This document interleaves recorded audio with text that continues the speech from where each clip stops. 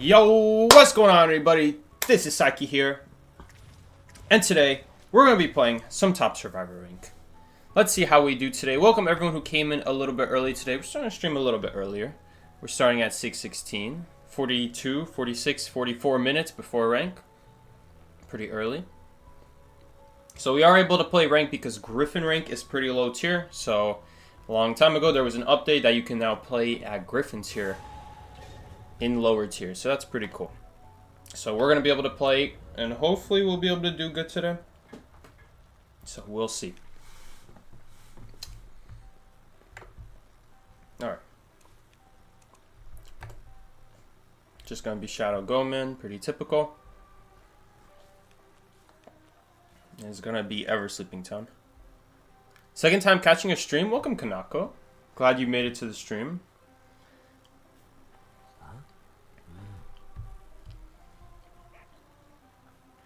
Wonder who the hunter's gonna be. Priestess, Matador, Knight. It's pretty typical bands.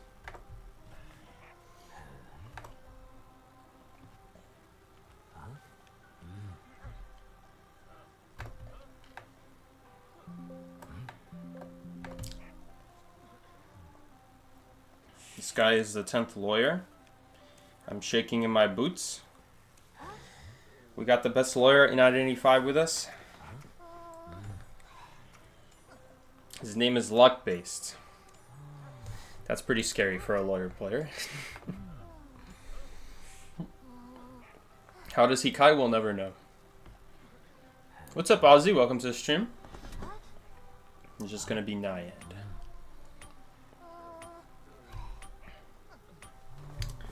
Also, Escapologist spawning in the middle here this game, pretty interesting. Normally First Officer would take that spawn, but I guess they're trying to reverse psychology the Hunter. Sometimes the Hunter spawns on the left, so that's not all that great to do, but either way, middle is pretty easy to rotate out of, so it's not a super big deal, even if you are about to get chased. And I'm guessing that Cypher in the corner is blocked. We can still do this Cypher. It's not a big deal. Hold on to the robot for now. We're at least going to get some pretty good Cypher decode this game. I'm also going to need to go get my charger after this. We're just on a Cypher immediately. Dropping the robot can be pretty risky here because we don't know if this lawyer's going to get shared here.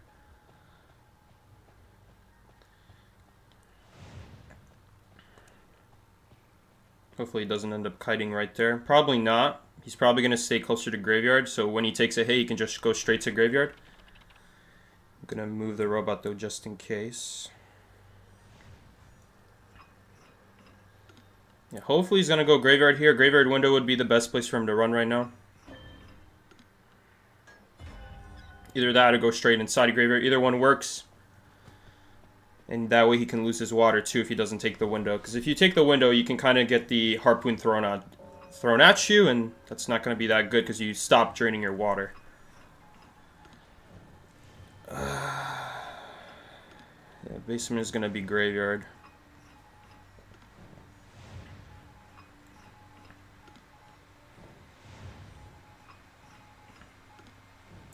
We just have a single Cypher here right now.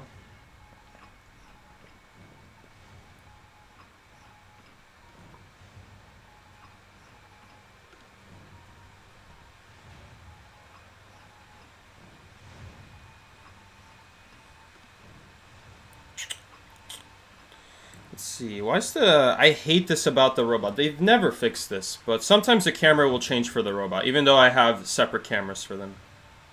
Or vice versa for mechanic, so then the buttons are slightly off. Trying to get the buttons in the same place so I can just spam in the middle of the screen. Yeah, you see that? You see how it's like now it's looking way more to the left for some reason? I don't know why it does that.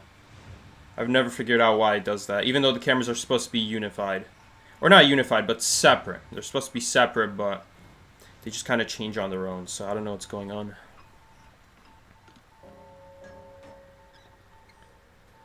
I'm not going to get a lot of value with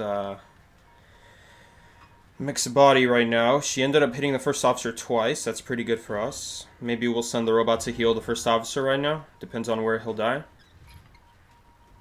Escape Ball just used his item. Okay. Let's see where this first officer died. Can we help him? Yeah, we can definitely help him. I really want to get him out of this area because if we don't get him out, I don't know if we'll be able to heal him. He died in the corner. We can't heal him. He needs to crawl out of the corner. Can we heal him now? Yep, now we can heal him. I don't know if we'll be able to heal him more than once here. He wants to heal more than once. Okay. Okay, and looks like the hunter's cheering over here. Now either the hunter goes to us or the hunter goes to graveyard. Hopefully it actually would be better to go to us so she doesn't catch two people there. And it would be good to hide that robot. Yeah, the hunter's near us.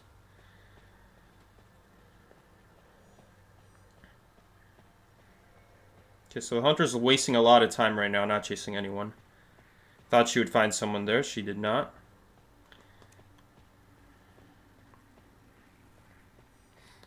Hunter's graveyard north. Okay, Escapologist was actually getting chased that whole time. Nice ping from him. Thank you for the ping, Escapologist. Really appreciate it. So the robot doesn't actually gain any water. So the robot is, what's it called? Robot is invincible to water. So he's not going to die, but this is looking kind of bad right now. We have extra ciphers, I'm pretty sure. I'll send Robot to do middle next for now, but it doesn't really make sense to walk a little bit. Maybe we can pressure the rescue here because First Officer's having a little hard time. Is he having a hard time? I don't really know.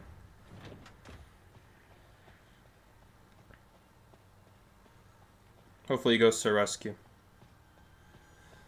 The Cypher's not enough. Cypher's not enough. Robot should be able to finish it with the energy we have, but I don't think it's going to be enough. Hunter has abnormal. So this Cypher is actually supposed to be more, I'm guessing. It's going to be close here. He's also just going to chair on the Cypher again. Okay. Maybe we can sneak a rescue here. If he has abnormal, he's very likely going to go abnormal to Cypher right now. Okay, nice. Yes, he did have abnormal. Hunter had abnormal. Okay, I don't think it's worth rescuing right now.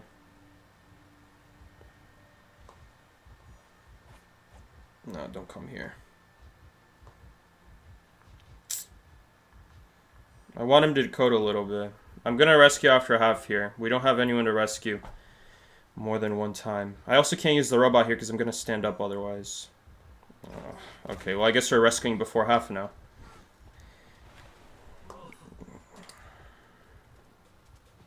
Not my favorite flywheel of all time, but it'll do. It's what we have to do. I don't know if we would have made it on time. First Officer has pretty delayed chair, but it was getting pretty close there. Okay, we gotta be careful here. It was before half. It's not the end of the world. No. Robot might have to help. Robot only has 7%. It's not going to be that great. We may as well move it to the gate. He just needs to move the chair again. Hopefully he moves the chair. There we go. So she can't just keep camping and guard the chair at the same time. If we can somehow make it to endgame... Okay, he's not even camping. I'm just going to rescue them. If we can somehow make it to endgame, the robot will open the gate, but it's gonna be rough.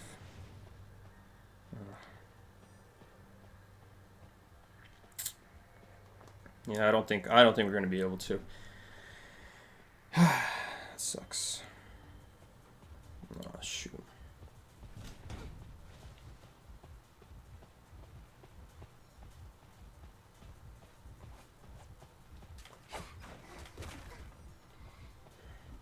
I mean, maybe. We still have full health here. This is not going to be an easy hit for this Naiad. She'll get a basic here and that's it. But First Officer's going for it. He's just going to get abnormal now. And there's no shot here. No shot.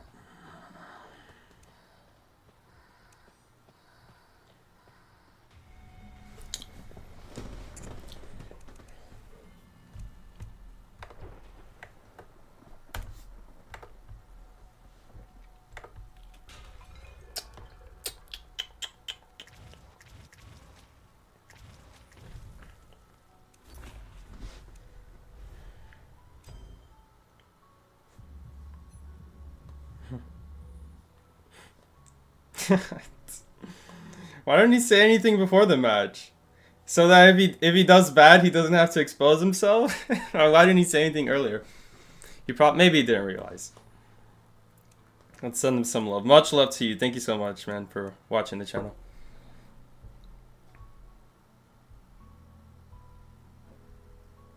Bro was shy? Maybe he was shy. What's up, Bamboo? Oh, we're a little bit early for you, right? Because it's 6 o'clock for me. It's not so late in Europe yet. Only 1 a.m. Way past what people usually sleep at. Still pretty late, to be honest.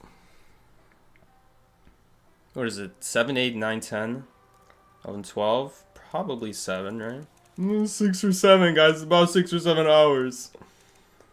Alright, let's see the go, man. I want to see this go, man. Alright, go, man is through. This will be interesting. You also have someone with no borrowed time. What's new? We're at church.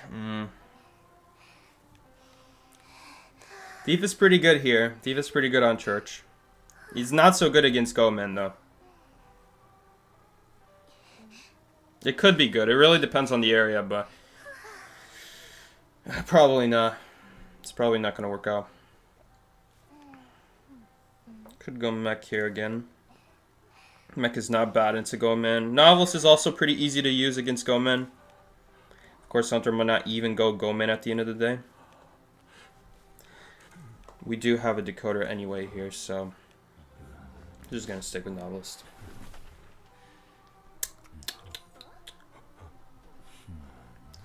We really want to try to stay near areas with pallets. Even any garbage pallet will do. If we spawn at Shack, there's not really any good pallets there. There's the one next to Shack I guess we could use as a last resort. But it kind of forces us to use the book once we go to that pallet. We don't really have extra options. At least here at a church in the middle. It's going to be night again. Probably going to be the same night. You missed when not using borrowed time was considered throwing. It still is throwing. It still is throwing. We have 2 people with no borrowed time. Both of them are using survivors that have no reason not to be using borrowed time. You don't gain anything by running extra kite. At least the gardener is running tide turner, so our team benefits somewhat, but the guy running broken windows flywheel. If you're so concerned, you should have banned Gomen if you're running that kind of build. Like, what are we running it for? We're trying to play around Opera. We're trying to play around Hula Blue. What are we playing around? Gomen? Again, should have banned Gomen. If these people are so scared, why are they not banning Gomen? They're taking worse builds that are meant to counter the stronger hunters, which doesn't make any sense. You should be banning the stronger hunters so you don't have to take these worse builds. Again, something like Tide. Tide is not the end of the world. At least we gain something from that, and it's actually not so terrible because we don't have a rescuer anyway. So Tide and Broken Windows is not, again, not horrible. But the flywheel Broken Windows does not make any sense.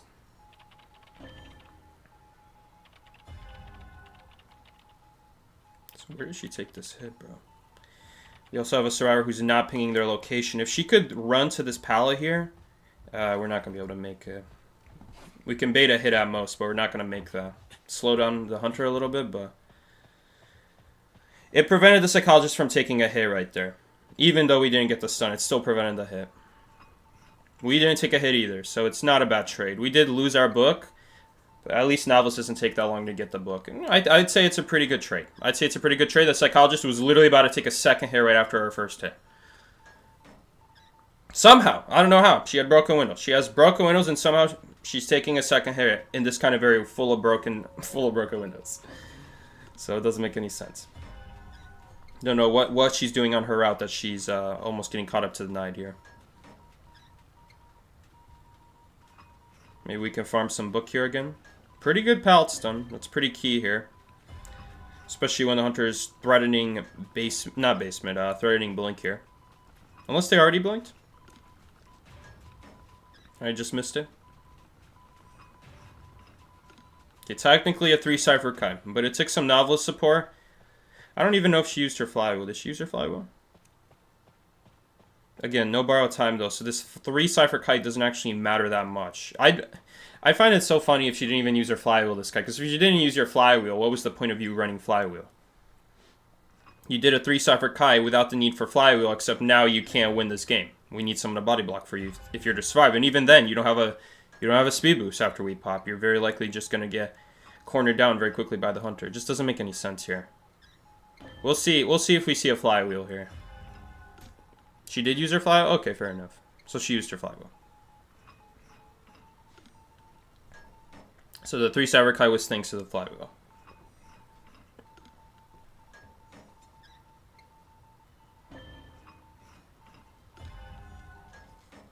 We'll try to get the cipher done here. We are going to fall behind on decode here. We are decoding 10% slower, 12.5% technically.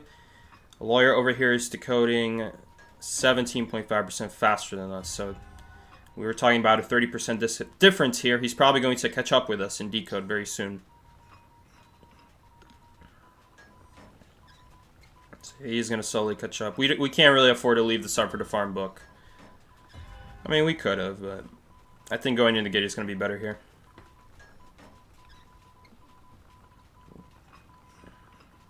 Just going to pop our cipher here.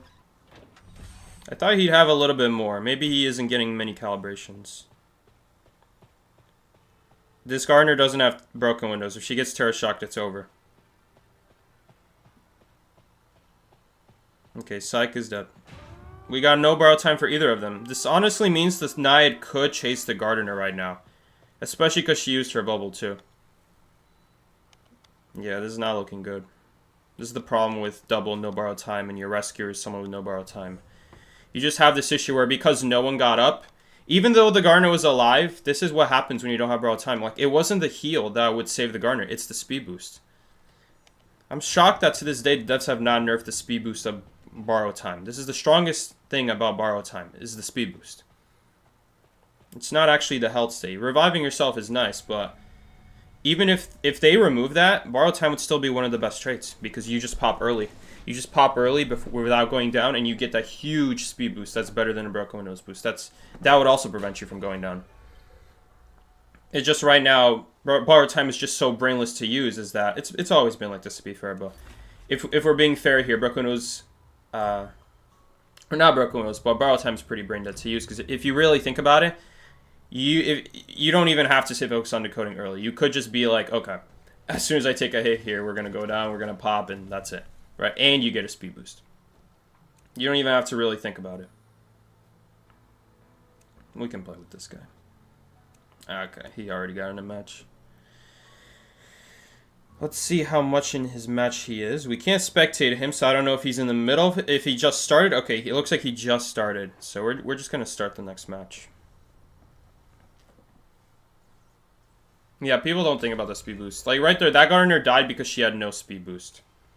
And yeah, he did just start. Yeah, the Gardener died because of no speed boost. It meant that the Naiad could trump card to blink and it's just over. I'm pretty sure that's the same Naiad, right? Yeah, it was the exact same Naiad.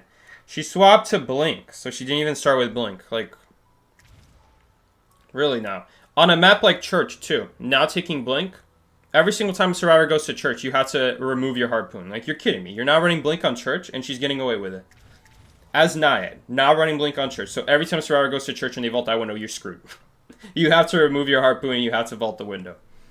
There's nothing you can do. It's just such a huge slowdown and just didn't even matter that game. I guess we did tie at the end, but... So maybe it did matter, but...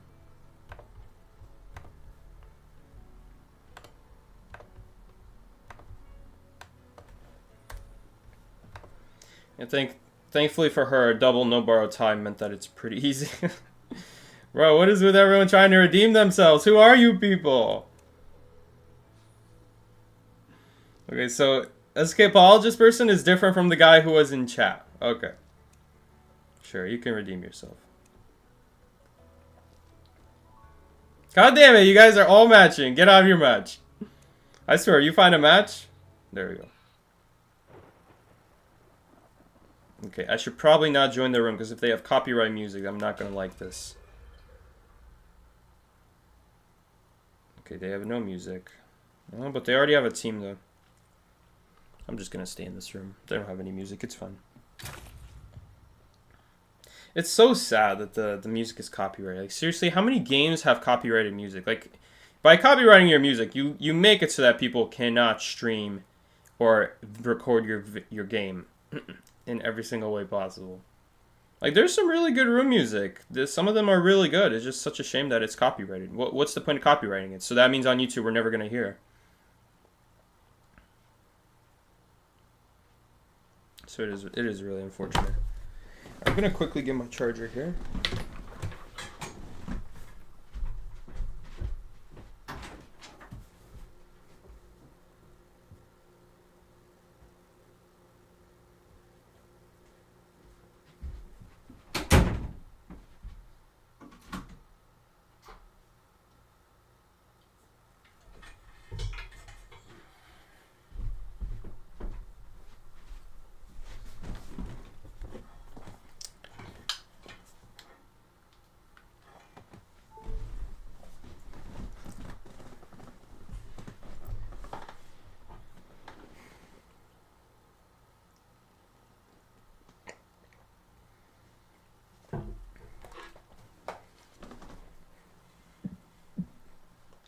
Okay, but it's also very boring now without music.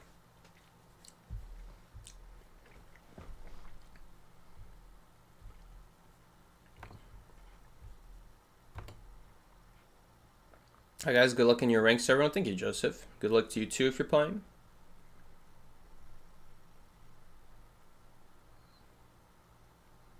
Did she start with them normal? She almost certainly started with them normal. She started with it last game too. Maybe she switched. I don't even know, dude. But she started with something. What trade are you running on Naiad? Dude, what trade are you running on Naiad? On Church. You're running Excitement? You're running Excitement? That's the only one that might make sense. You're running Excitement, maybe. And honestly, even then, it doesn't really make sense because you didn't chase the Novelist first. You didn't go chase Novelist first, so your Excitement's completely pointless. Did you see Photos getting a buff? I did not, no. The season just started. The season just started, guys. They do seasonal changes now. Like, now they do, like, a small amount of balance changes every 3 months and a big amount every 6 months. So I'm assuming next season we're going to see a lot of changes.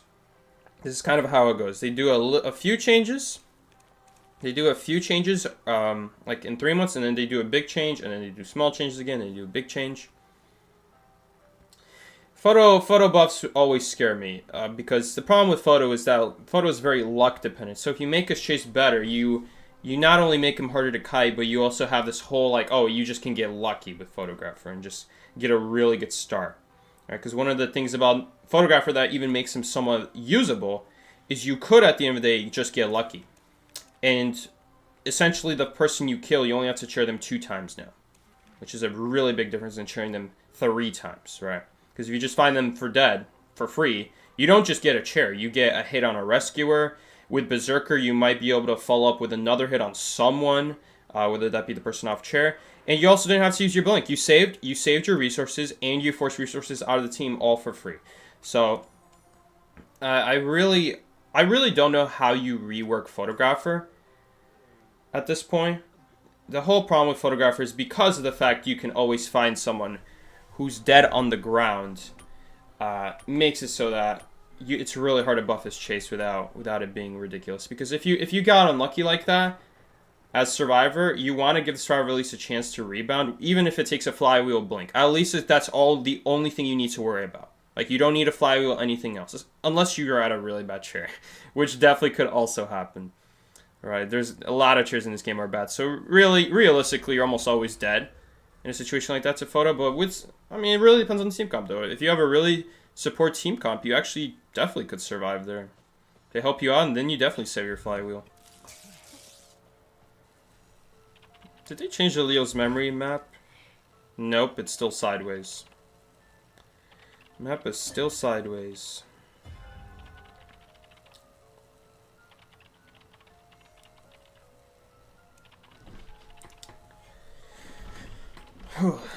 When are they going to fix that for Prisoner? The spawn selection is not the same as Prisoner's map. Prisoner's map is 90 degrees to the side. Makes it really confusing finding ciphers that way. He needs a movement speed buff? I don't know about that. A movement speed buff would be a very small difference at the end of the day. I don't think the problem with Photographer is tiny minuscule changes here, guys. I think there's a problem with his entire concept, guys. Giving a character a few buffs, a tiny movement speed buff, is not going to fix their biggest downside, right? Photographer's biggest downside is just he has no abilities to kill survivors. A tiny bit of movement speed is not, almost certainly, not going to cause you to get hits you otherwise wouldn't get. Almost always a survivor's going to still make windows, make pallets. Let's say maybe in the 1% of chance, 1% of cases that it actually does change the route and you actually can make a certain window or pallet now because of the movement speed change. It honestly still doesn't matter because almost always a survivor can just look for a different route. They're just going to change their route to change for that tiny movement speed increase, if it ever even does make a difference, which it might not even. Okay, well this is pretty bad now. We're in a lot of trouble now.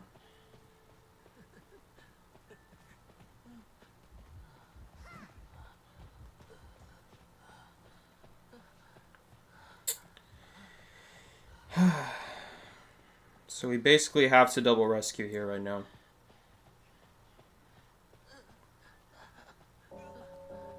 Farm, pretty typical. I guess the patient now can go rescue though. I don't need to go rescue. But yeah, not a single person has a leech remover.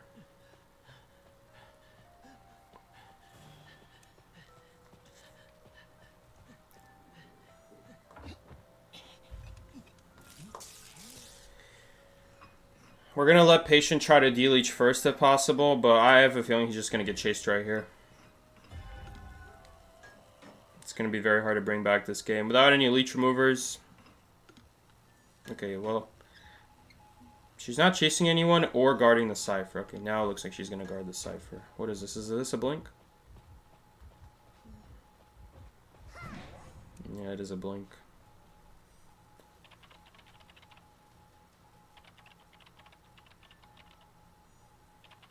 Probably just going to go down here now.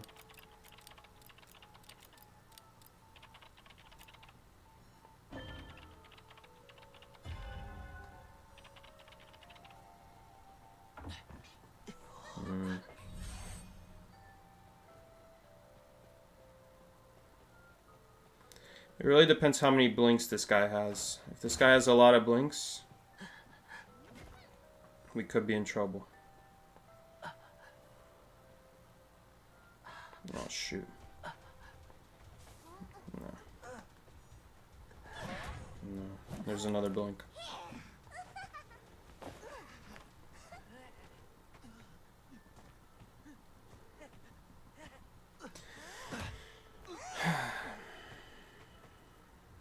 It's just so easy for the Doom Witch now. She didn't have to use any resources to get all that damage earlier, so now she has it all to just guarantee the win. Oof, not a hit, thankfully. But yeah, now that Leech is going to go pressure that Cypher. We can't let that happen. Okay, the Leech is standing still. Man, patient died anyway somehow. Okay.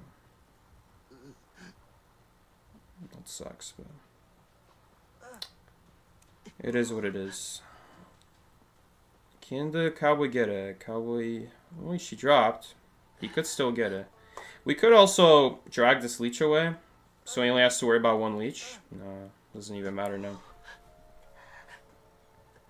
He's just gonna pick up with the other leech anyway. Or knock him down with the other leech.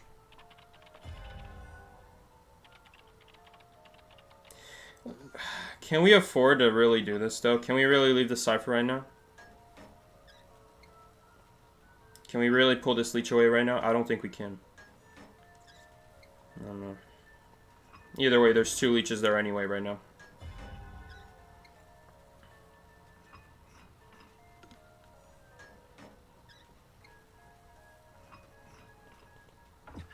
Try to get it on the window side here. I didn't mean to do that, bro.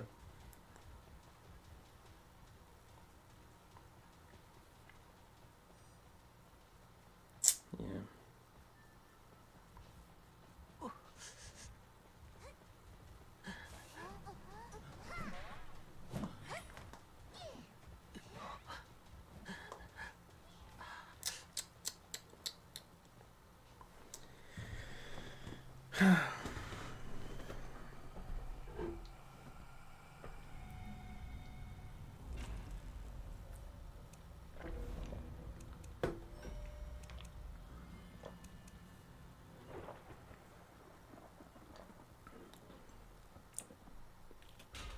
Who are you ranking with? Some guy from rank who knows me. We randomly match and now he wants to redeem himself.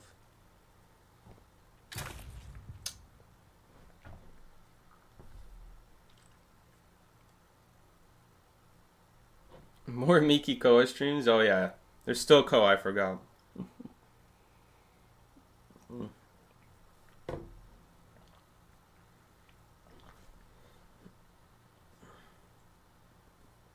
Probably one of the most annoying things about the friends list is that you search someone up and it still keeps someone right here. Friends list.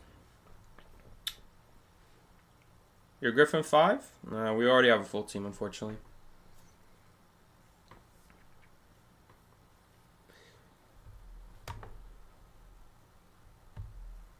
Who do you think is winning Koa? I don't know any of the teams. If I had to say, maybe someone who's already won Koa, but that's pretty obvious. I don't have a reason to say that. I'm just looking at past Koas here. I don't actually know the players. I don't know how they play. I don't know what new strategies each one has shown. I think it's honestly all the same, really. This Koa, let's be honest, this Koa is not much different than last Koa. The strategy is basically the same. You know, you're going for ties. You're playing very safe as survivors. There's not much focus on kiting or support, and more so about not getting found in rotation and just not being in the wrong place at the wrong time. Which, don't get me wrong, is definitely skillful as well, but it's not as impressive. You know, it's not as impressive as a viewer. You know, if you're watching Koa for these highlight kite moments, it's a lot harder to find them now because the hunters are balanced to prevent that nowadays. They have such good mobility, such good cipher pressure that nowadays not decoding is very often some of the best plays you can make in Koa, which just kind of looks like running around and no one's doing anything. That's usually what it looks like. And again, don't get me wrong, you need to know when to do that. A lot of people in NAU die because they don't know when to stop decoding and slow down the game and heal up, because if you rush ciphers, you end up going down, right? Maybe in the past, not so much, you know, it was always possible to kite, but nowadays, you're at half health, something like Gomen, you're basically guaranteed to die. So you're forced to play slow, and that's why you play slow. It's because of these kinds of hunters. Opera, Hullabaloo, Gomen, they have insane mobility. You go from a slight heartbeat for a millisecond to a full heartbeat in just 3 seconds against Opera, and maybe 1 second if you're lucky against Gomen. It depends how aggressive they are with their cages. And when it comes to Shadow, you don't even have a heartbeat. You just realize there's a ghost within 20 meters. Next thing you know, you're getting shadowed on.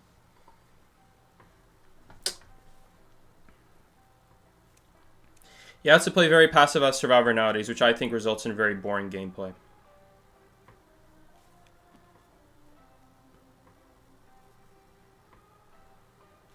Again, if this was like the first Koa, that this is like the strategy, I wouldn't mind it. You know, this is a new way of playing out NE5, but this is not a new way of playing out NE5. This is something we've had already deal with ever since Opera got released, which was years ago now. And Opera, keep in mind, is still one of the best hunters in the game.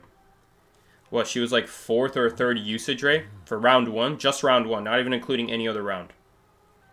For round 1, that's pretty insane. You have every hunter available, and you were still using Opera 2 or 3 years later after she released, when she's supposedly balanced and a tie hunter. Thanks, China, for your contributions to that, by the way. I mean, I've always said it. I've always said it. Opera's not a balanced hunter. Say all you want, China, that Opera's a TIE hunter. There's a reason she's still a top 3 best hunter in the game.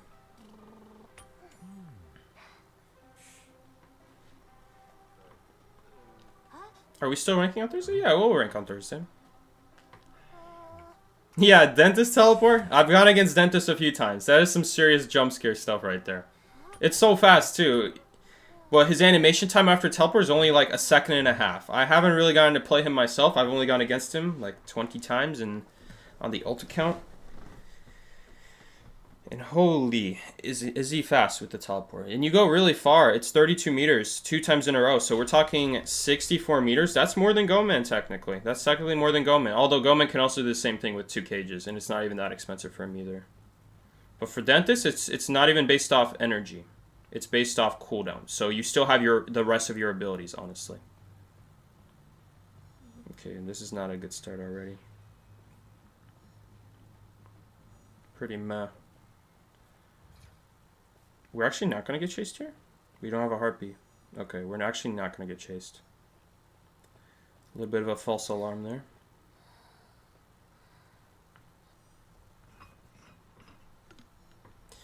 Listen, mech spawning middle, it's not like spawning middle means you can't kite middle. Yeah, you just leave middle, alright? Technically, anyone can spawn any spawn. The reason you don't see mech spawn middle, though, is because I'm always forced to leave middle, and it's going to slow down our decode. It would be better if I spawned on one or more of the sides of the map, so that way I can get better information. Can I decode a cipher right away or not, you know? If they spawn next to me, then I guess not much changes. But if I spawn middle, they're always going to go in my direction. So I always have to play safe. I always have to play conservative. It's not like you can't do a 3-cipher kite spawning middle as mech. You just do the same thing. You just rotate away from hunter spawn, but it means if you don't get chased, you also weren't doing anything. We only have 1 cipher here at Shack. Only have 1 cipher at Shack, apparently. I don't think we're going to drop this robot right now. Because if I drop this robot, it's going to take him at least like 30 seconds to walk to the next cipher. And that's going to be like 20% wasted energy. There's no other cipher nearby. If there was a second Shack cipher, we would drop the robot right now. But if I drop the robot right now, what is he going to do? He's going to decode faster than I can for a little bit, and then we're going to have to spend time walking with him. It just doesn't make any sense. We can drop the robot once we get to the cipher. We're just going to take a little bit of loss on the decode. We got a little bit unlucky that there was no double Shack. Usually there's double Shack. This is the only cipher spawn where there's no double Shack. Or I should be more specific. When a cipher spawns all the way deep in that corner, that's the only possibility spawn. I mean, there's lots of spawns where... There's lots of spawns, I should be clear. There's lots of spawns where only 1 cipher spawns at Shack, but... Oh, God. But the difference is when that cipher spawns in the corner, there's more often than not going to be 2 ciphers at Shack, if that happens. If there's a cipher all the way in that corner, there's almost for sure going to be 2 ciphers there. That's really the only spawn combo where cipher spawns in the corner, but there's no double Shack. Okay, this is really annoying.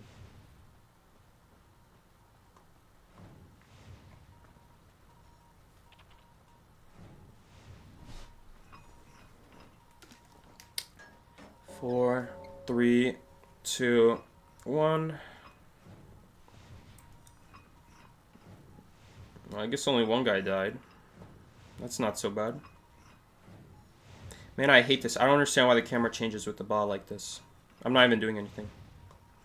Honestly, do we still even go for this rescue? We can't get the ciphers primed in time. I mean, maybe. 50%? He's leaving. Okay, so we can get in. Well, that robot's dead. Okay, we hold on to the robot. Okay. There's no escape right now, so we're just gonna stall the chair timer. Man. This is really bad, though. Control the doll to rescue, bro. These are some top tier strats right here. We gotta catch up to the cowboy! Can we heal him? No, we can't heal him. Cyber's not enough. Okay. I'm just gonna stay here. Cyber will be primed in time. What's she gonna do? She's gonna chase me. Alright, her choice is gonna be to chase me here.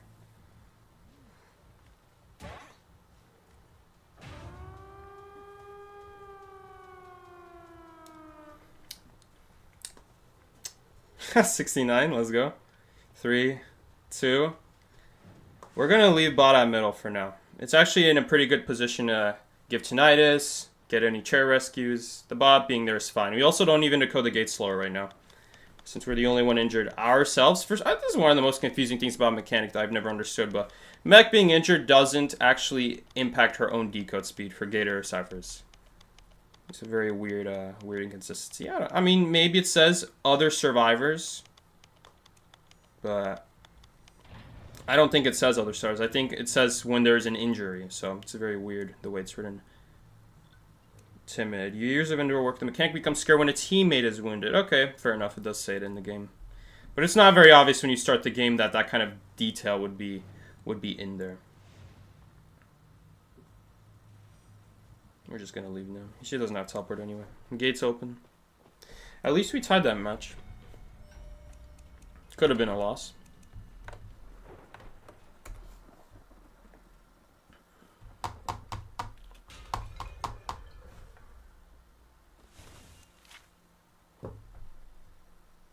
Yeah, actually don't have any wins. I don't know how that happened. Did you redeem yourself? I don't even remember how you played. Who are you again? Which of these people are you?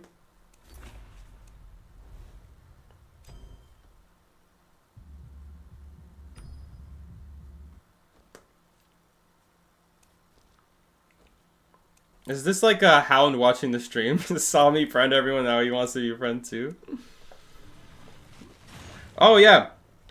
So, let's go over tournament predictions. I'll go over them one more time at the end of the stream, but for those of you guys that are here, Ellie sent me his predictions.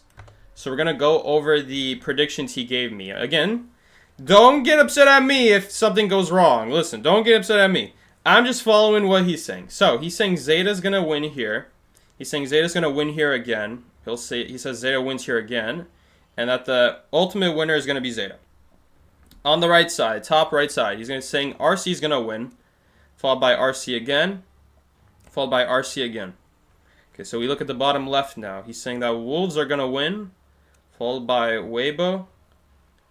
Followed by MRC. I wonder, how is this based off? Like, why are these guys in third place? Oh, because he's saying Weibo would lose to Zeta, so then they fall down. Okay, in the bottom right, he's saying that Axis is going to win. And then MRC, I think you just automatically put it in.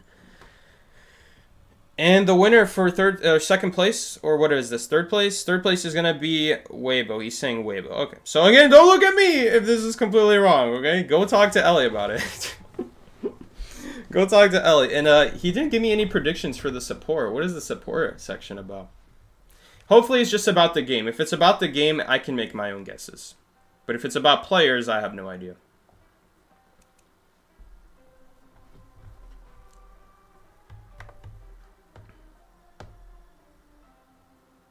For those who are talking about redemption, this is Miki's comment, by the way. Miki's comment in the stream chat. This is what he said. For those who are talking about redemption, fun fact, Psyche forgets about every single match like 5 minutes after it's over. Yeah. How many matches are we at now? How many matches in total have I ever done in this game? 28,000. We are nearing 30,000. It doesn't even feel like I hit 20,000 that long ago. That's crazy. How have I been playing this many matches? Do customs count in that? If customs don't count in that, we could be at 35,000, honestly. I've done so many 1v1s over the years, so many like actual 4v1s preparing for tournaments, 4v1s for fun, 1v1s competitively, 1v1s because someone randomly asked me and just wants to 1v1. Like, dude. Have you ever seen the Golden Apple Shop? Of course I have. Why would I not see the Golden Apple Shop? Guys, come on. Why are we spawning in the corners? I didn't say anything last game, but come on. Come on. You can't be serious this game. You guys must be trolling, right? You know the Psyche channel, but you'd be doing these kinds of spawns?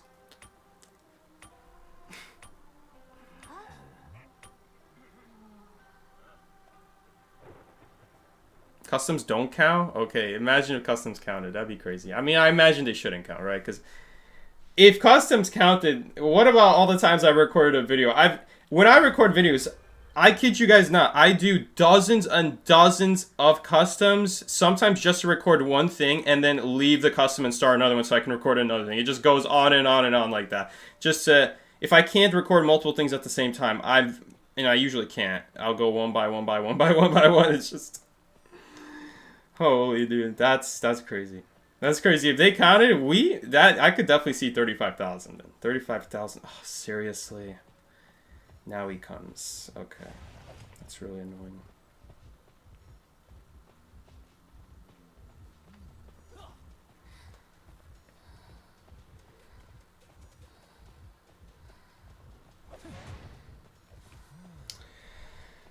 Let's see what he does. He goes in the ball. Okay, pretty expected.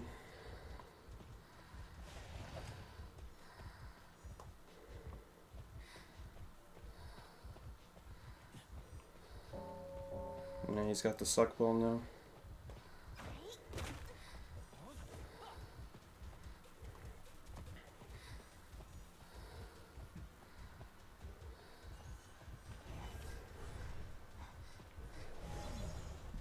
I mean, not a whole lot we can do about that. You guys know QS. It's just typical QS BS right here. Follow me for Escapologist support. Hell no. I'm not doing that. It sounds like a waste of time. Oh god, he came here? Why did he come here? I hate that. I guess he threw it at least on the pallet. That's pretty nice of him. Also, we don't show our footsteps here, but... Man, I just... This ability is basically useless, honestly. I really hate the Escapologist ability. He basically wasted deco time. You know what? He finished his Cypher. It's okay. That would have been very unfortunate if he wasted his time to do that and then his Cypher got regressed. Because then he should have just decoded. But it's whatever. We still got a robot. We could flywheel the suck ball and go up the stairs and maybe body block with a robot. Windows are not very good for mech here, but we do have 15% vault speed, so we're going to do the first vault regular speed. Never mind, we're just going to get farmed. Alright. If there's no recovery, we may as well not even body block. It's just not safe. And again, we're just going to go in the corner here.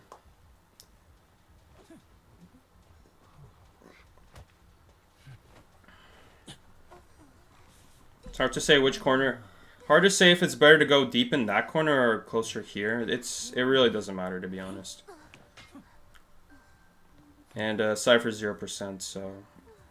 Okay, free rescue. Honestly, not terrible. That stun doesn't do anything.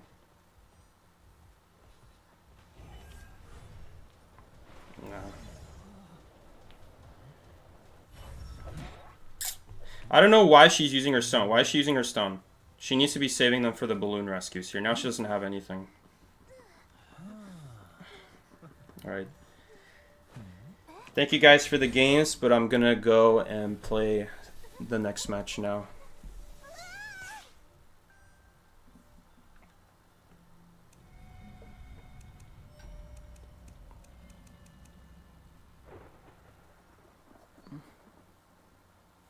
So bad. I don't know why we're using stuns. Why are we using stuns when he's anyway always going to use the suck ball?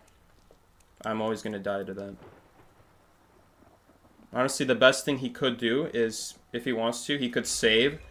He could save his stuns and maybe use the stun after I get out of the suck ball. But using stuns is like... Using stuns against Q-Aster is like using stuns against Blood Queen before she uses her mirror. Like, it just doesn't do anything. It doesn't do anything.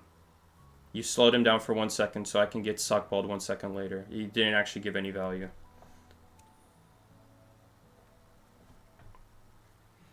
We need to be thinking bigger than 1 second stuns here. Your 1 second stun needs to be giving better than 1 second if it's your only ability. It's your only ability. We need better value than that. Can you play? No, probably not.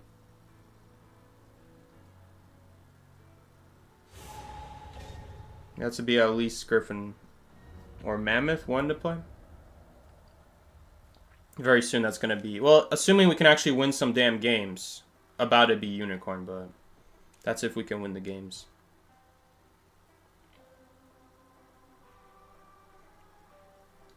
Honestly, that really wasn't that bad of a kite. We got blink out, and somehow on our second chair, we are starting a cipher at 0%. Don't know how that happened. Probably the result of that enchantress running around and doing an instant rescue definitely probably caused a little bit of there. Like, don't get me wrong. The rescue allowed us to rebound, but we do lose deco time on that. And she didn't even use her stuns that well to begin with. She needs to save those stuns.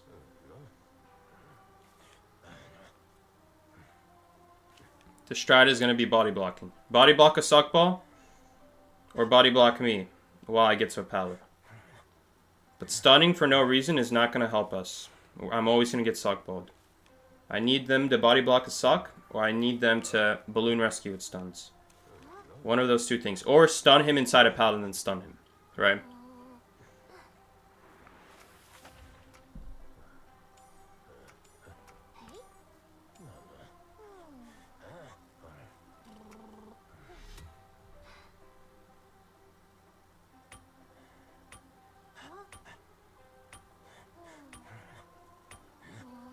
I wonder where we're gonna kite here.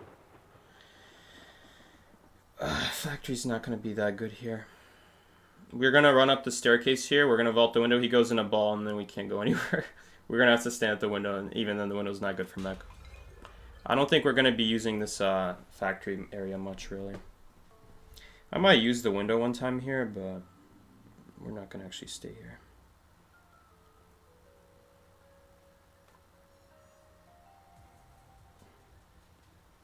Nice. That's actually so good for us. He saved his ball, which is even better for us now, because he doesn't even know where we went now.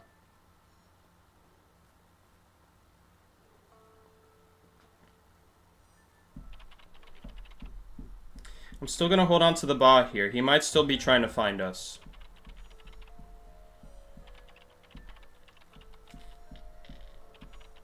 Okay, but this is very good for us. This is insanely good. Unfortunately, Acrobat is somehow taking an instant hit with balls in his inventory. Don't know how.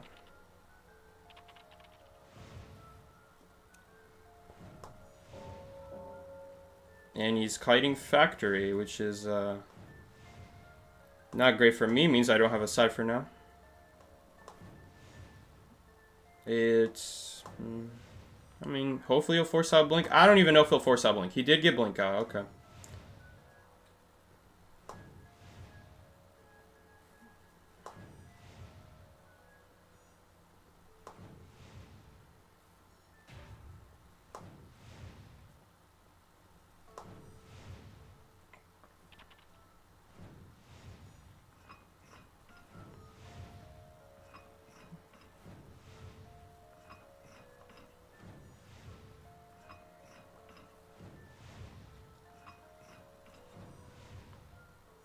It's crazy, bro. Sacrobat's making his kite look worse than the mech kite I did last game. With 3 balls in his inventory and a 4th one to spare.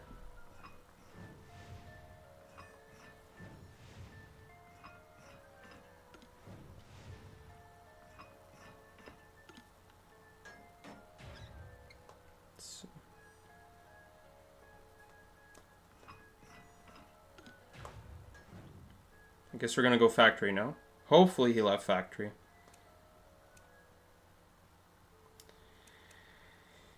This area is called Junkyard. Junkyard.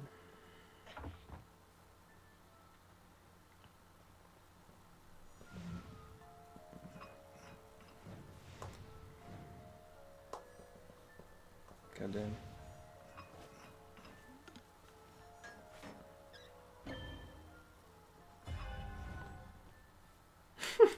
Okay.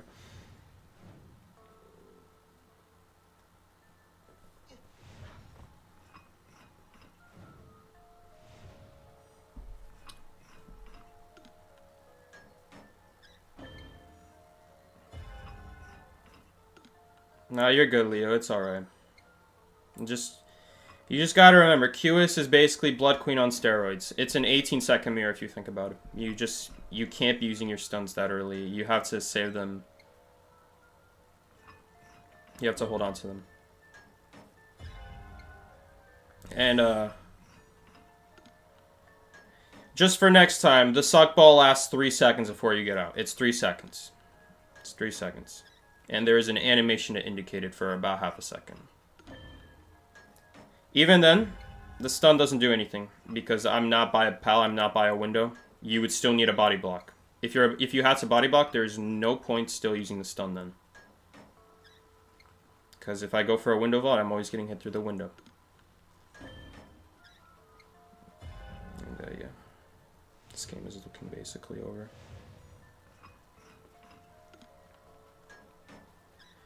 What kind of Blood Queen is Goman? So basically, Goman is Blood Queen if Blood Queen didn't have cooldown for 3 mirrors in a row. That's basically Goman.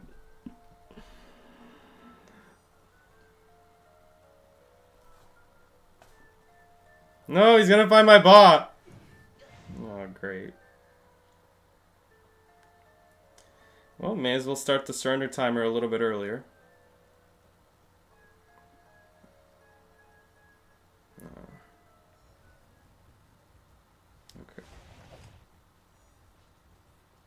Suck ball.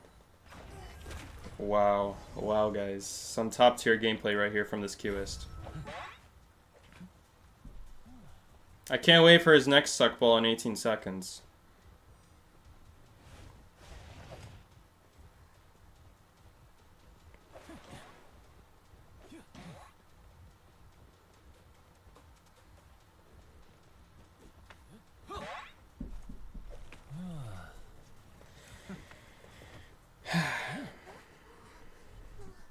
It's not even like you can block the suck ball with the ba. The suck ball does not suck the ba, so you can't body block the suck ball with the ba. Like, it's so annoying. You guys lost that match anyway?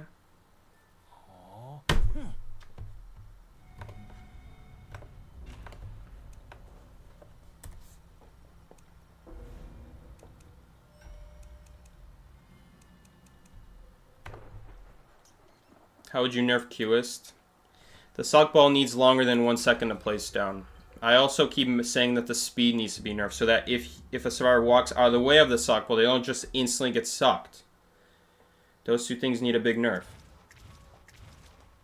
It is completely carrying Qist right now.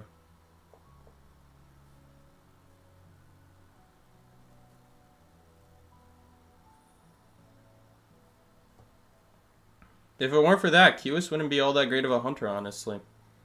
He'd be better than Wu Cheng. He's got Cypher Aggression, he's got mobility. You know, at least Wu Cheng doesn't have Cypher Aggression, at least Qist does. But the suck ball just means that with the combination of Qist speed, combined with the fact that you get no reaction time to the suck ball, combined by the fact that even if you walk out the way, you just get sucked right after anyway, you need to nerf them together. Because if you nerf just the speed, then you can still put a suck ball on a pallet or a window vault, and there's nothing you can do about it. So you need to nerf the placement. But if you only nerf the placement, then now even though every survivor will be able to run out the way, the suck ball just instantly sucks them back up. Especially in narrow areas, there's just nothing you can do. It's not even like it's a battle of running out the way. It's way too fast. It drops way too quickly. The cooldown needs to be nerfed, honestly, as well. That's a guaranteed hit right now. Right now, there's a lot of things they can do. They could start off with a cooldown nerf if they want to do that. But if the cooldown nerf is not enough, then I would reduce the cooldown back to what it currently is. And then just nerf the ball itself to do an even harder nerf. Alright, because if you nerf just the cooldown, then it's still a guaranteed hit. You're just taking longer between guaranteed hits. Alright, it's kind of like the issue with Blood Queen. You know, you can keep nerfing her cooldown on the mirror, but it doesn't actually prevent her from getting free hits with the mirror. It just takes longer to do so. So there's a certain point where if you keep nerfing the cooldown of these characters, you don't actually make their ability worse, you just make them worse, right, as a whole. So they go from being a S tier hunter to a way below B tier hunter. That's eventually what it gets to. Because they basically have one of the longest cooldowns in the game for a hit, which is just not worth it. There's better hunters at that point who have no cooldowns and can get hits faster than that. That's the problem of nerfing just the cooldown. That's why That's why Blood Queen needs a rework. Because if you can sit here and you can be like, oh, but Blood Queen's cooldown is really long, so it's at most you'll get like a 50... It'll take you like 60 seconds to get 2 hits on a Survivor on average, right? But that's still ridiculous. That's so ridiculous that it's guaranteed 2 hits, right? And it's impossible to do a winning kite if it's a Blood Queen with perfect movement.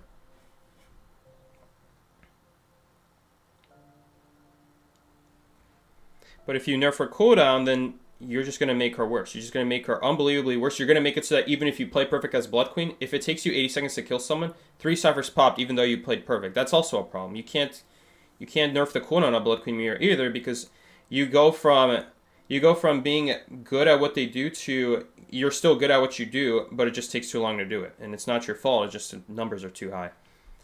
That's why it needs a rework, right? And I'm saying that QS Ball needs a rework as well. Because if you nerf the cooldown, it's still a guaranteed hit. And he's got a lot of other things going for him. I think you need to nerf the ball itself. Because if you nerf the cooldown, it's still a guaranteed hit. Nothing changed. There's a lot of issues with the QS Ball. It's not just that it's a guaranteed hit. It's that you can also drop it on a Cypher and you can't decode for 16 seconds. How is that fair? How is that fair? No other Hunter in the game can prevent a Cypher for 16 seconds. Not even Mad Eyes. Mad Eyes walls go down at 15. Or maybe even 10. I don't remember. You're telling me a Hunter that can block Cyphers with walls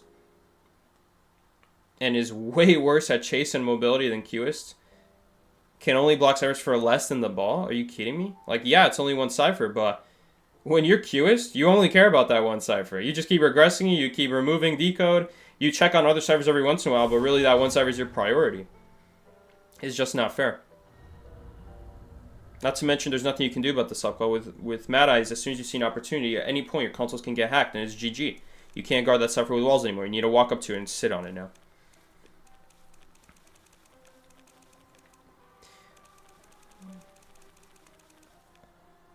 It just doesn't make any sense. It just doesn't make any sense. Mad Eyes doesn't regress Cyphers. Mad Eyes doesn't block them for as long. Mad Eyes doesn't have a guaranteed hit. Mad Eyes doesn't have good mobility, but yeah, we have QS, who does everything better than Mad Eyes does. I guess Mad Eyes is, to be fair, one of the worst hunters in the game, so a lot of hunters do stuff better than Mad Eyes. But I'm just saying here, if we're talking about hunters that can actually block Cyphers, Mad Eyes is one of the best at it, and then QS just comes along, rolls around, places one ball on the Cypher, goes back to whatever he was doing, like guarding a different Cypher or a chair, and while he's doing that, he can just drop the ball from infinite distance. Like, that also needs a nerf, honestly. There are so many things you could go, so many routes you can take to nerf QS, honestly. There's so many routes. Dropping the ball from infinite distance. So it really does mean that you could just roll up to a Cypher. Not only will you drop points to regress it, but a good QS will drop a single point on the Cypher separate from the connection. So that way, they can just drop a sock ball and now they can't decode for 16 seconds. It's basically guaranteed a second regression. So if you thought one regression instantly was pretty bad, he just drops that sock ball and it's like, now you're basically going to get a second regression for free. And because the cooldown is so short, it doesn't even cost him that much to drop a sock ball. It's a cue ball? Man, I don't care. I'm going to call it the sock ball. I call it Lizard Smash. And I love that. I love calling it Smash. So he smashes survivors. He's smashing mech guys. I mean, come on. I call Bomb Bomb Penguin, for crying out loud.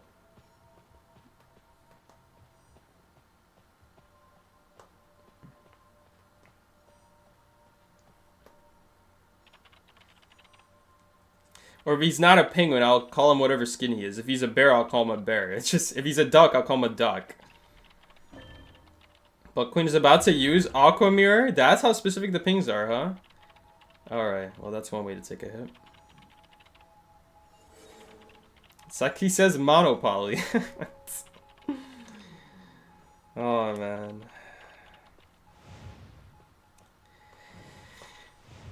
Honestly, this game... This is looking like a game where we want Hospital to be one of the last Cyphers if possible. Oh, great. Please don't find my robot.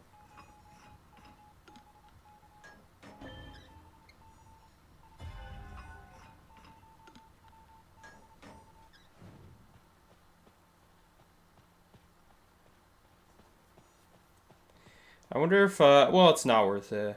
It's not going to be worth it here. Bot technically could have gone for the rescue there, but Not worth it anymore. Wonder where she's going right now. She's going to hospital.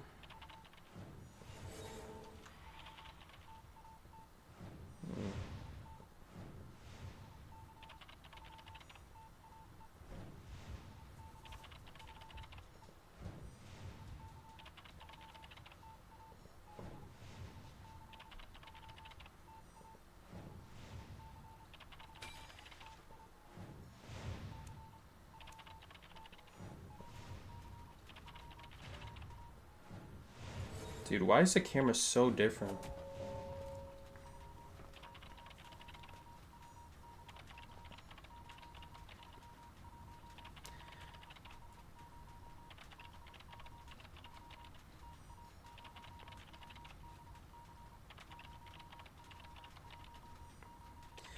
Bro, I don't even think she makes it.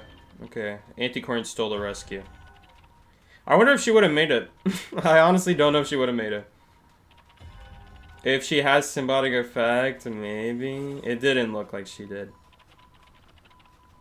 She was already struggling to reach that chair before that. Okay, so we have the Shack Cypher here. And I don't think we have a last Cypher. I think we just kind of lose here.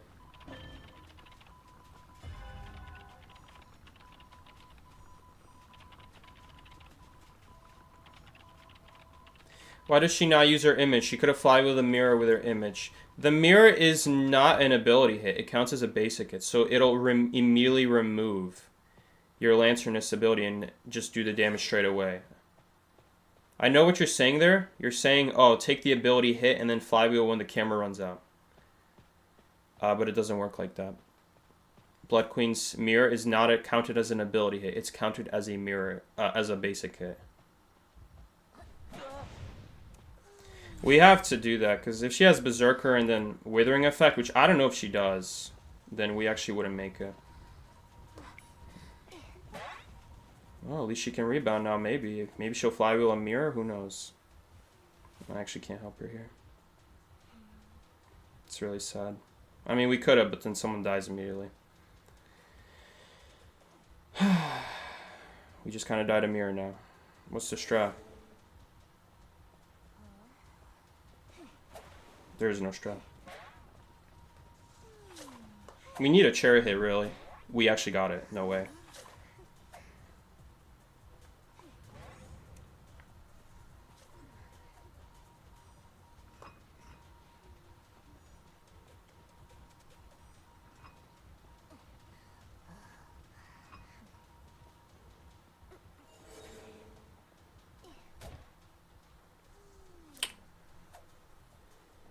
Bloodbath.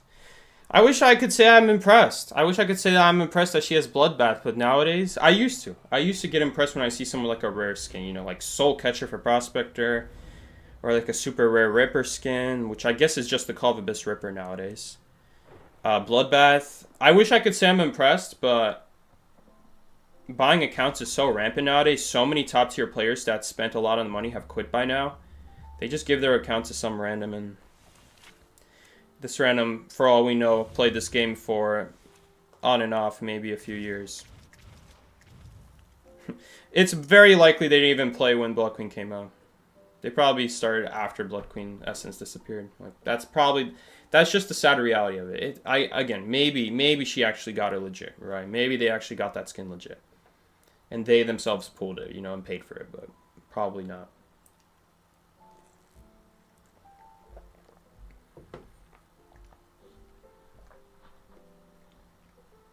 You love the Ripper Knight skin? You're the first person who said that. You're talking about this skin? You're talking about this Logic Pad skin? This one? You love this skin? I mean, it's not actually a bad skin. It's just Ripper has so many good skins, it makes it look bad. It's actually not a terrible skin. But they kind of did the whole Knight thing with Halumbra already, so even if Ripper didn't have good skins, which she's such a popular character, I don't see in what world, what universe they don't do Ripper skins for. and they make him look good too. You know, the more popular the character is, I'm sure the more they care about making the character skin look really good. But don't know what universe Knight would be the only good skin for Ripper, and even then, Hellember has a Knight skin too. They kind of did it with Hellember, and honestly, I think Hellember looks better. I prefer Knight's Hellember, or Hellember's Knight skin really, than Ripper's Knight skin. We got prisoner, lawyer, and a mercenary.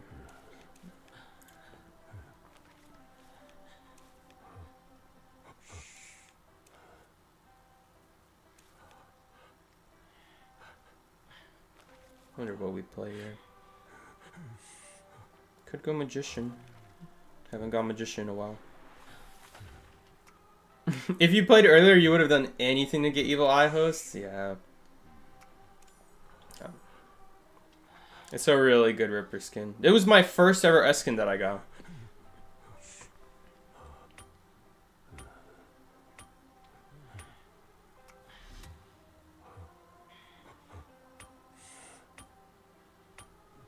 Wu Cheng.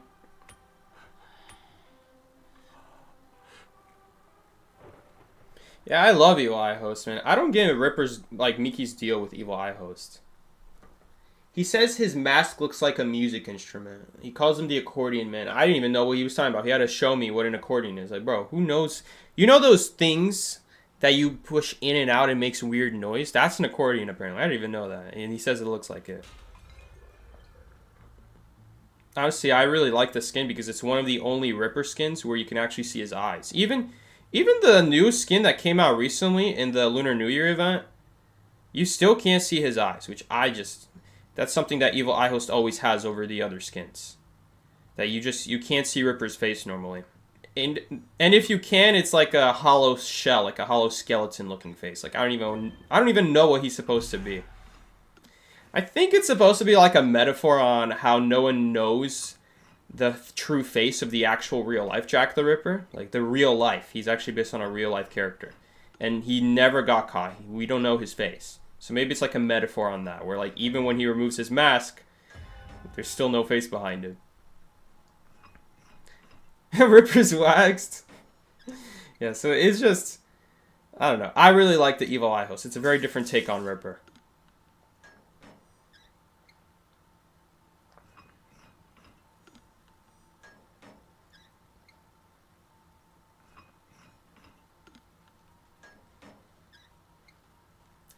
No insolence. Blink is up already. So this guy is just not running insolence on his build.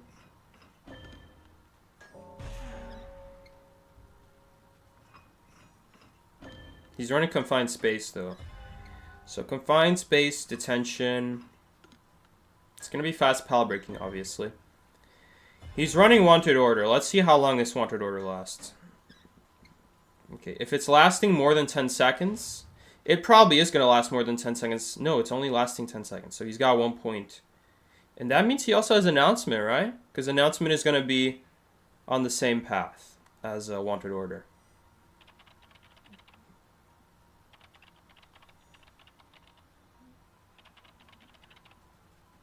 We're definitely going to heal the mercenary here.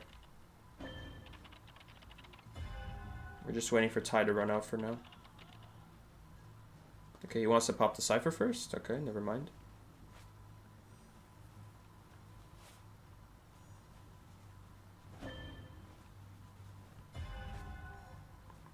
You got wanted order, unfortunately. That really sucks.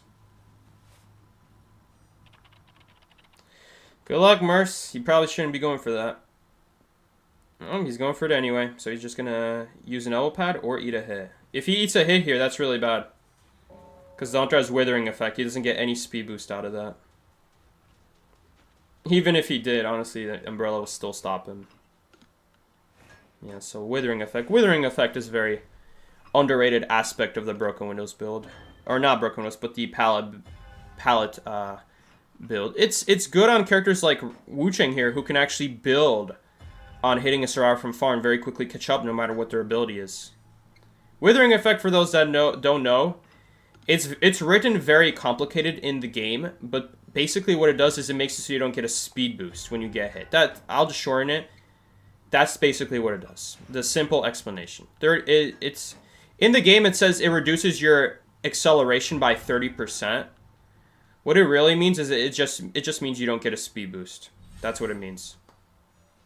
You don't get a speed boost after you get hit. Because if you think about it, your maximum speed after getting hit is double what your normal speed is. So if you reduce that by 30%, you're a little bit... You have slightly more speed than a regular hit. Ah, come on. It's okay. I guess he didn't hit us. That's still fine.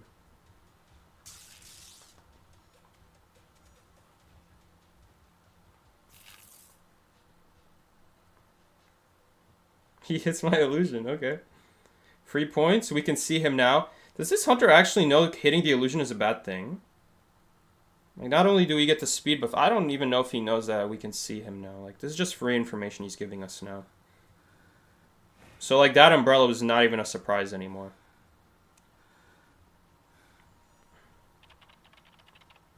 %69% decode. Let's go.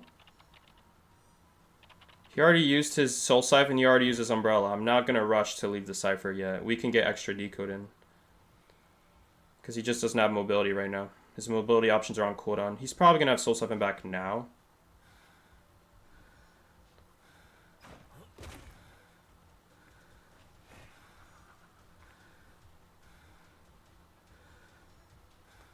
Okay, Cypher's primed.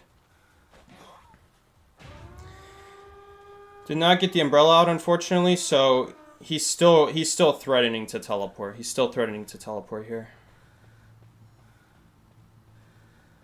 I would probably get off that gate. Okay, so he committed teleport. Okay, so no teleport for 30 seconds now. Ooh, Perfume is actually really great here. Unfortunately, he's black form, so he just kind of gets a second hit really easily. But we will get this gate open in time. Black form as well, so he can't use Soul Siphon to get to this gate faster. It's just the umbrella. And we are going to beat him. As long as this prisoner shoves through the gate with me. But yeah, he's not going to make it. Even if we assume that he's going to teleport as soon as he can, it still takes time to hold the umbrella. And that's like an additional 5 seconds. So we easily make it! Oh my god, are we also going to easily make dungeon? The most undeserving dungeon escape. The first win of today is going to be the most undeserving win. And of course he's graffitiing because he did so much to deserve that, guys. God damn, bro. These players are like, they're so full of themselves, man. They're so full of themselves. He didn't even deserve that dungeon, honestly. But whatever, we'll take it.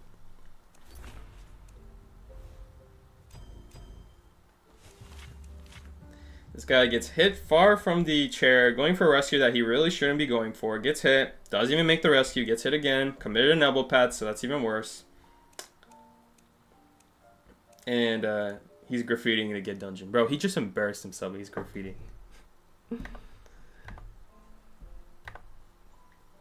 I would be embarrassed if I was him. I would not be. I would be like, oh my god. I'd be like, let's get out of this match and pretend this never happened. He's over here feeling himself out for this match, bro. Also, why do I keep putting matches for ties? We did not tie. We keep losing, bro. We keep losing. Sorry for the inconvenience. When are you guys gonna fix that? I don't accept your apology anymore. Random kited 9 seconds. This guy's like gonna put it on dungeon. Oh, dungeon escape, pro player, top rank.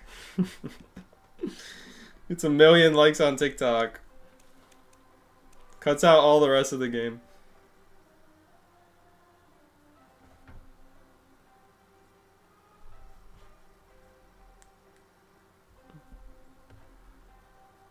Yeah, Pirate Ember for Hellenberg. I don't even actually like the skin all that much. I just like the way how it's so rare at this point. I do love gold skins though. I'm gonna be honest. I love gold skins. I know everyone back then is talking crap about, or not even back then, but maybe back then some people talk about it. Nowadays I especially hear people be like, "Oh, the skins nowadays are so much better." If you're complaining about today's skins, then what about back then when every skin was just a gold version of another skin? And honestly, that is true. Look at Spider, look at Feaster. There's an A skin that's just not golden, but it's the same thing. But guys, you gotta admit, even as an A skin, those designs are some of the best in the game still.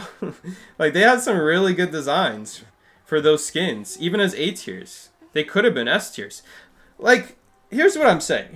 Think about it like this. The A skins back then and the gold version of that A skin, nowadays I feel like those A skins could sometimes be the S skins of today. Think about it like that. So even though they're not gold, they still like use A skins, and a lot of the A skins that like look as good as, like, let's say Poseidon, right? Not Poseidon, but like the regular A tier version of the S tier skin for Feaster. Instead of the golden one with the light blue tentacles, you got the darker skinned version of the dark blue tentacles, right? And you're using that instead, right? That could have been today's Feaster S skin. I could see that definitely being an S skin for Feaster, just because the theming is so good, you know. It makes sense, you know, like a King of the Sea basically type of theme. Like that could be today's S tiers, right? And so back then, the designs were so good, they basically are the S tiers of today. And nowadays, some S tiers honestly look worse than like the themes of back then. And then to add it all on, they make a gold version of the skin. But anyway, things aside about what people think about the gold skin, I do like the gold skins. Even though they are like copies of the original skin, I gotta say, like, they are really good still. They're really good. I still really like them. Like, I love Gold Tentacle. Like, I love the idea of Golden Tentacle. I love the Gold Poseidon skin. I love that there's a golden version of... Man, this is so stupid that Famine still triggers even when he's near people in the camera. This should not trigger. This should not trigger, in my opinion. We're still decoding 12% slower, even though he's near people in the camera. I just think that's dumb. We're not going to finish this cipher anymore, unfortunately, but I guess we can still double decode. It's a pretty safe cipher to do because the camera's not on top of us. And he's just going to pick up in balloons now. Professor is healing himself. Good. Good move. Yeah, I love Golden Tentacle, but green and white are so ugly. I will say that. That if it weren't for Gold Tentacle, the Tentacle skins overall would be very ugly. They'd be very bad. I'd really hate them. Golden Tentacle is like the one reason it's not as bad.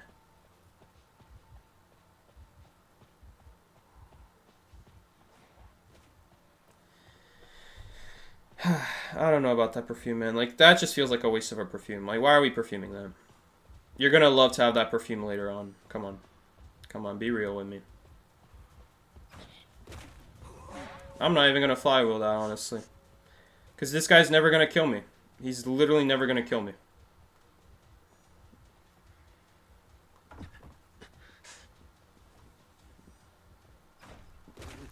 He's also running confined.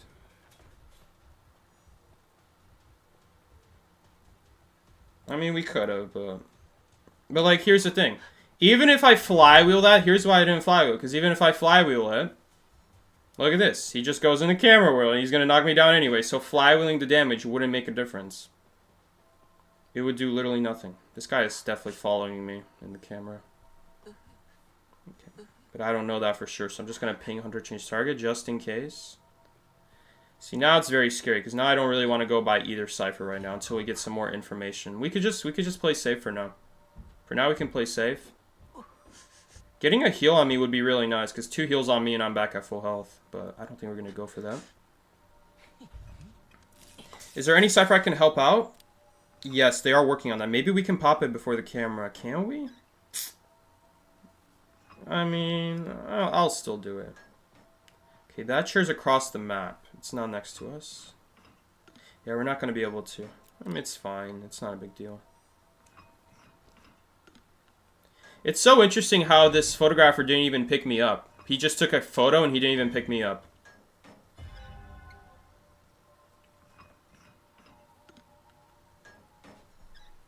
Like, okay. Interesting. I guess he's anyway going to kill the perfumer here. What happened here? He got lucky, or did the perfumer try to rescue someone? And then he just shares perfumer and he knows where perfumer is now. Do we help the cipher here? I think we helped the Cypher. If we could get that Cypher to like 60, that way we can pretty much guarantee we finish the next camera. Even if he uses a camera here, we just need someone to decode it at some point. Because now, if he takes a photo now, I'm just going to stop sending and we're going to prioritize statue. But this way, if we send energy... Man, we're so screwed here, though. No one can rescue. Was that after half? I think that was after half. Yeah.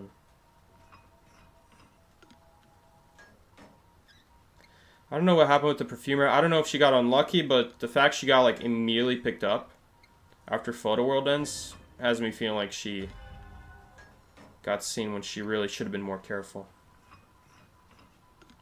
Oh, he left that Cypher. That connection's probably going to get broken now. Can we pop it? Okay, we do pop it. He also uses Blink. Do we have one more Cypher? We just need one more. We do have one more. We have one at right here.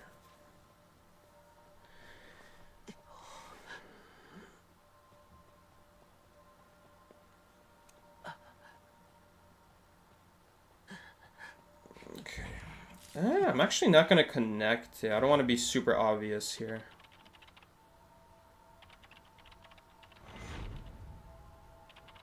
Just breaking pallets.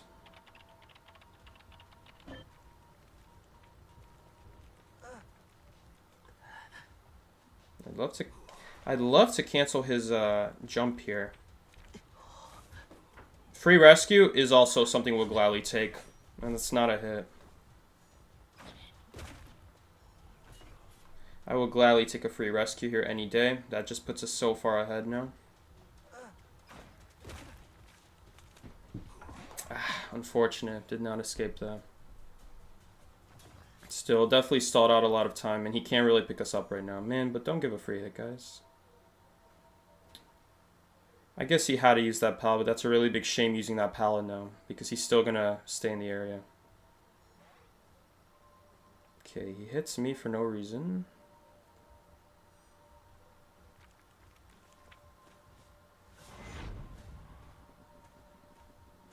Yeah, but now we should be able to do work on that Cypher. Because now he's chairing me, but this chair is too late. This chair is too late. He has to go pressure the Cypher now.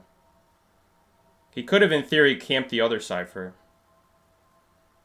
And it would have been a little bit better, I think. Okay, and then Professor does that. Professor flywheels a time jump. This guy flywheeled a card trick, bro. Before the photographer even finished a card trick.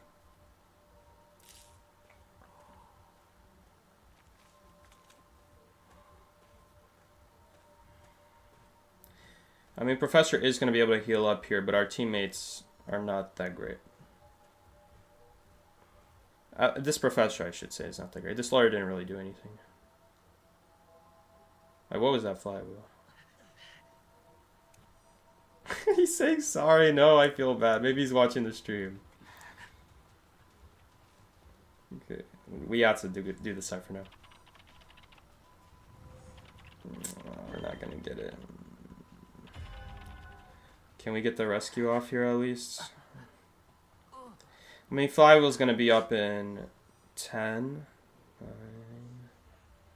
Can you hit the chair here, please, sir? Oh, well, I might not make the pallet now. No, he's in so much trouble. There's no pallet there either. He used his last scale, that's it. Can he stall? Can he stall for the Cypher? No. I can't even really pop, because if I pop, he just drops. Now he's basically forced to chair. Man, it's going to be... That's tough. That's tough.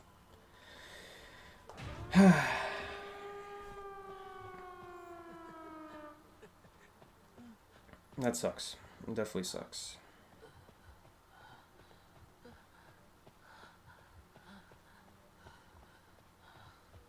He's even running detention. Even running detention, huh? So, he has... He's gonna have no trump card here.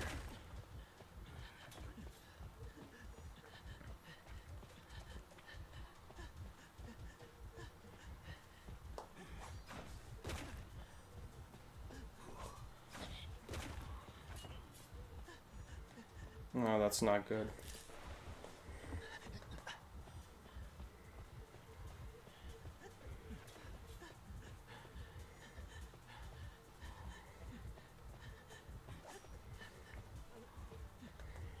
Can I make this window? No, we can't. Oh.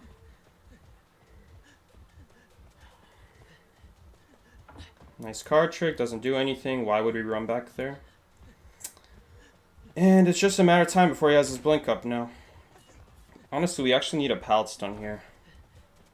Unfortunately, we need a pallet stun. No. This pallet is so yucky too. This is such a bad pallet. If only the pallet was like on the other side of this wall, so you can at least like hide behind the pallet. But if I go inside the pallet, he goes around. It's kind of bad.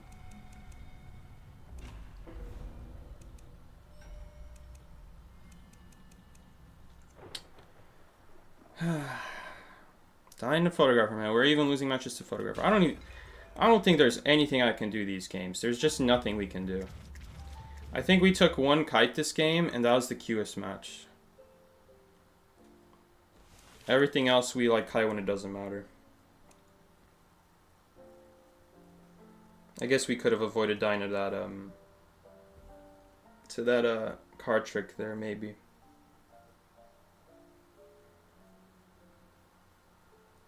It's a little bit difficult because I really used all my abilities to make him hard commit on me. Like, we could run away sooner from that cipher. We could just vault the window and not bait him to chase me, and we keep all our abilities, and we could, in theory, do a longer kite. But then the photographer sees that. They're just always going to camp, and we're not going to have enough time to do the cipher at that point if I vault that window. It's just going to take too much time while we're running back and forth. So I really purposely baited that photographer, spent all my abilities to do so, but it gives us a better opening, I would think, to get that cipher done at the very least.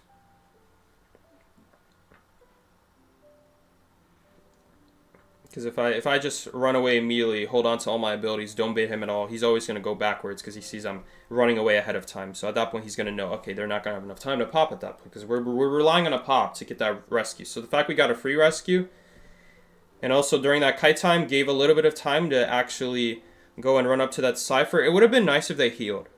It would have been nice if they healed instead of going straight to the cipher.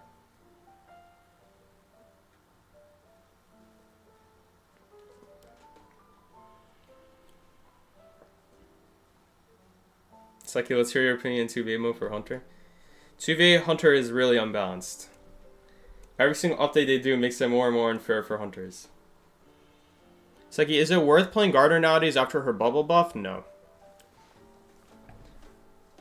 She has been my main for a few years, but I've neglected playing Survivor for quite a while. Doctor's just not a good character. Or not Doctor. Doctor is one of the best. Gardner is not a very good character. His ability is just not worth it. 6 seconds. If you pick up, you can pick up another item, and you can still use the bubble at the very least. So she has that going for her. It's really not a great ability. Your toolbox is not good enough. Destroying chairs is never really worth it in almost all situations. It's only worth it if you coordinate with your team to die in a specific corner. And even then, I almost feel like, you know, I do see Gardner usage quite a bit in China. Like, you'll see like someone die in the corner and Gardner breaks like 2 chairs near the corner, right? Hunter drops to repair the chair. The other person crawls away. Gardner summons a bubble. And then she breaks the chair again, right? Like, you can do that. But the amount of setup that's going to take is a lot. You need the survivor to die in the right spot. Like, we don't... The thing about that strategy is you don't know all the times a Gardner tried to do it and it didn't work out. Because if the Gardner didn't get to the chairs on time, you don't find the out about that. The Hunter just chairs and it looks like a regular game. The problem with that strategy is, like, I do wonder the actual success rate of that because you only see the times it works, right? If it didn't work, then you just wouldn't see the Gardner on the chair in time. That's how it works.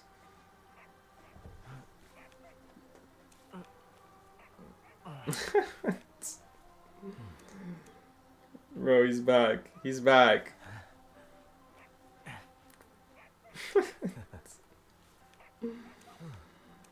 Is Hunter ban Enchantress? I'm shaking, guys. I'm shaking. Is this gonna be a Geisha?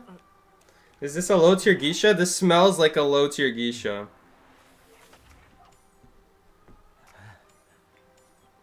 Chinese randoms have more coordination.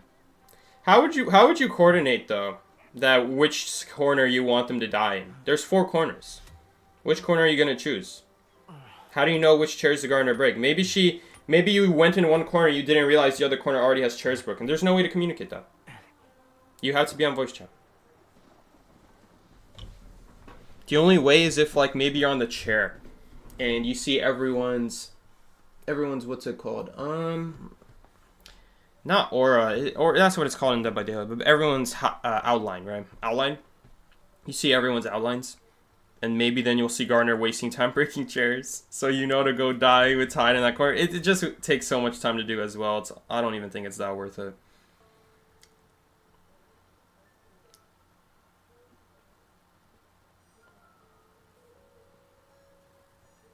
It's curious if he's actually gonna chase me here.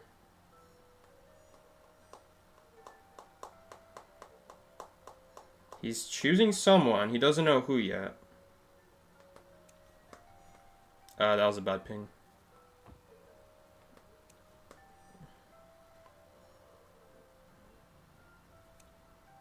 What is that sound effect? You guys hear that?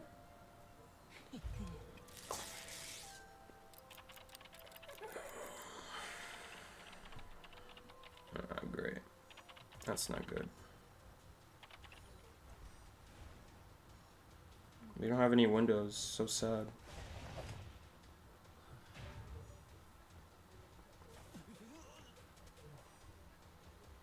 Man, sadly he's just gonna... Oh, nice. He got stunned right before. I was gonna say he's gonna cancel the break animation. Is he gonna leave now? Oh my god, he messed up so bad. He meant to go in the ball. Honestly, we could have blinked it. No, but Flywheel doesn't do anything, though, because we're just going to get hit right after anyway. Yeah, I can't go there because of the... Man, it's so sad. You just basically die. You just basically die. Wait, maybe we can live now?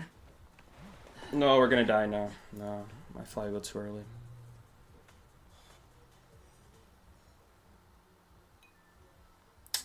I hate it so much, dude. I really hate Q so much with a passion. Like, it is so stupid that you just run Insolence, you run Blink, you run all these things. There's just nothing I can do against the Suckball. There's just nothing you can do. You basically have to never take a hit. And I did that, but then he blinks, right? So, like, I guess I should, And then we got people who are doing flywheels like that. Like, what are you flywheeling for? Okay, nice.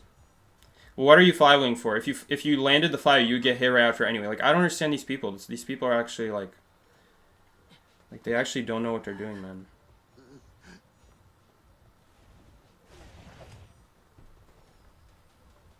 No, we didn't get it, dude. That's so bad. I mean, we need to try something. If I just drop this pallet, we're just gonna get suckballed. We need to try something. But, like, it's so sad, dude. This is really stupid. This is like I said, this is Blood Queen on steroids. Blood Queen is one of my least favorite hunters in the game because of... Not because she's broken, but because of the fact there's nothing you can do against the mirror if you don't play the right survivor. And this is like, this is Blood Queen on steroids. This is a cooldown that's 9 seconds faster, and he has the ability to regress ciphers. It's a guaranteed hit 9 seconds faster than Blood Queen, and you have better mobility. What is this for? This. I don't understand what this is for right now. What is this ability for, guys? I don't understand what this is for right now. Like, that was just a waste of an ability.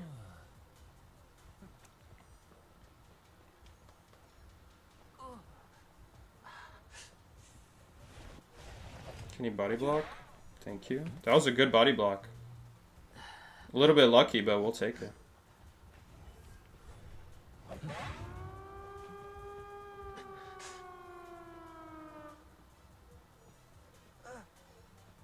Some of the stupidest pops I've seen in my life, bro.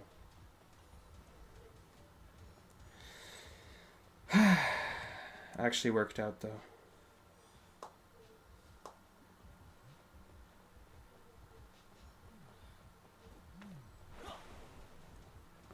No. Oh my god, it was inside the pot. I didn't think it was.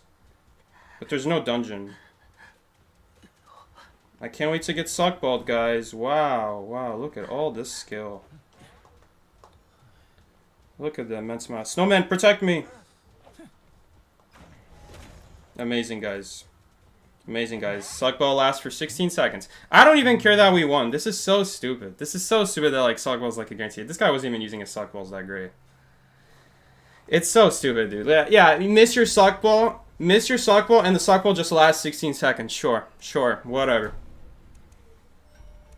Like, it's so stupid. It is so stupid, dude. Explorer's better because... Explorer better than Prisoner because Explorer can't get sucked by the suckball. Why did you wait and then match? Oh my god, I would have been mad for his sake, honestly. Like, there's no way you were waiting to invite till I leave and then you match. The smoke is for speed boost inside the smoke to help rescue. But dude, just stand at the pallet and wait for chair timer. That's a waste of your ability. I'm not even gonna sugarcoat it. What? Why? What are we using it for? Why are you using it for that when there's a pallet right next to you? Just stand behind the wall.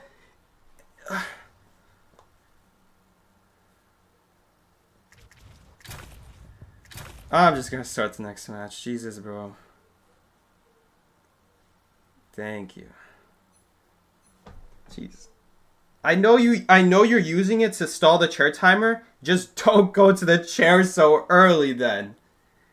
Or just stand at the pallet that's right behind you. You just walk right past and use your smoke, and then it's like, why? Why?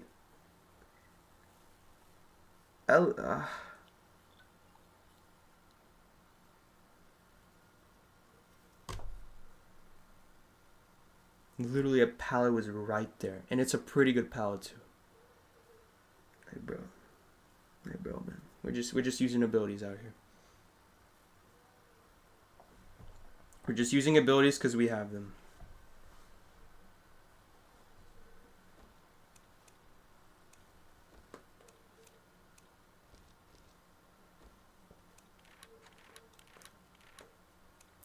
Anyway, let's look at the tournament predictions here. What's going on? Cast a vote to the team you support. Okay, so the more times you vote, the more apples you'll get. Vote limit reached. Oh, we only have a few votes. Okay, well, we'll spread it out. Each one is 15,000. If you land one, that's a ton of apples. So it doesn't make sense to put it all in one team because you get so much if you just land one time.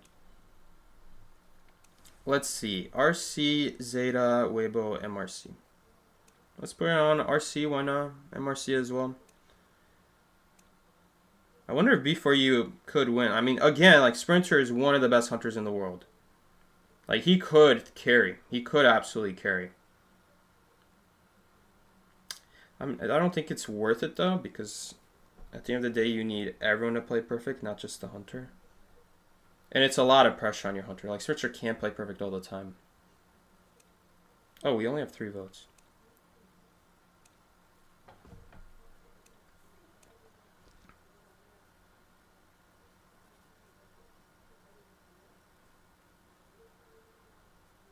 Sprinter carrying as always. Don't get me wrong, the survivors have gotten so much better. I feel like with the addition of Green on the team, the survivor team is so much more well-rounded.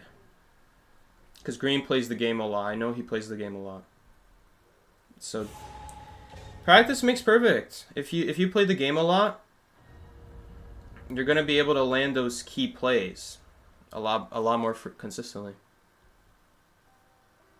You still carry the game. You did still carry the game, but that cloud could have been so much better after the rescue. Because what that cloud does, what it does is it doesn't just make it hard to see you.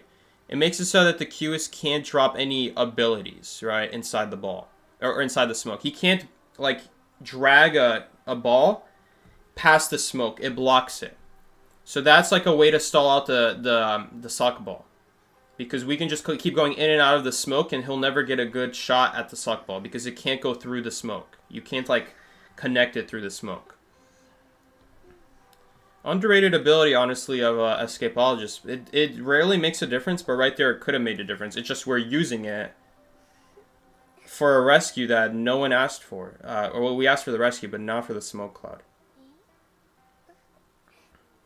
On top of that, you put the smoke in the center of the chair. Why would you put the smoke where you want to go to? Because then the hunter just stands at the chair, and no matter which side you come from the smoke, he doesn't know which side, but he knows you have to come to him, and he'll always see you. You need to put the edge of the smoke on top of the chair, so that way you can travel to the side of it. If that's your goal, you need to travel to the side of it.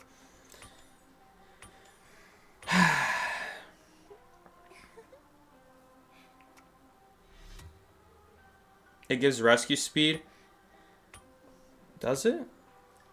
Listen, at the end of the day, 30% rescue speed or whatever you get is not going to be the difference maker. I just need recovery. We don't need an insanely fast rescue speed. It's a waste of your ability. Please, stop arguing. It's a waste of your ability. Just leave it at that, please.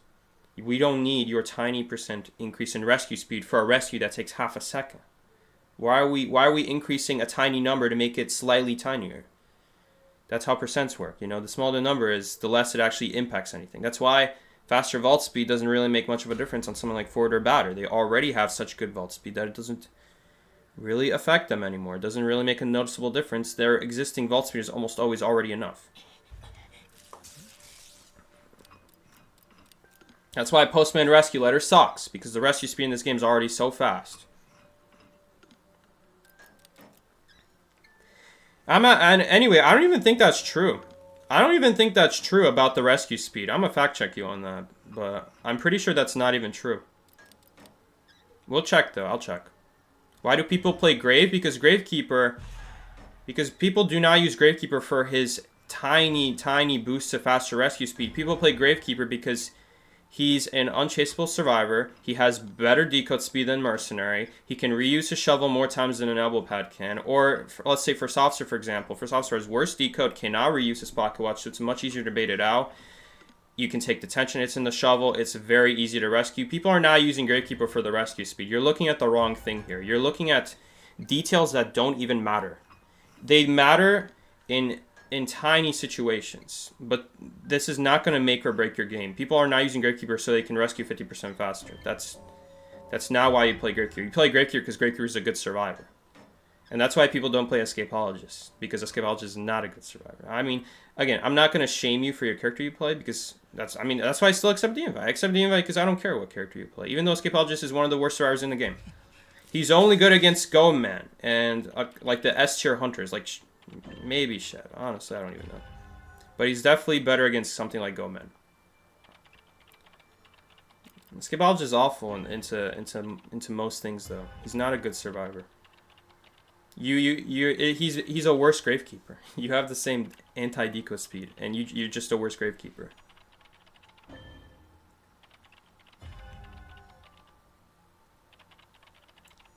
At the end of the day, we were going to win anyway, so I didn't really put in the effort. We were not guaranteed to win that. We needed a body block. Even if you got hit, he'll stall. Not true. He uses a suck ball, gets you off, I get picked up. That's still wrong. You're like... I'm playing 3D chess over here. You're one step ahead, I'm 3 steps ahead, brother. You need to be thinking more ahead than that. Also, we lost this game. This is just GG.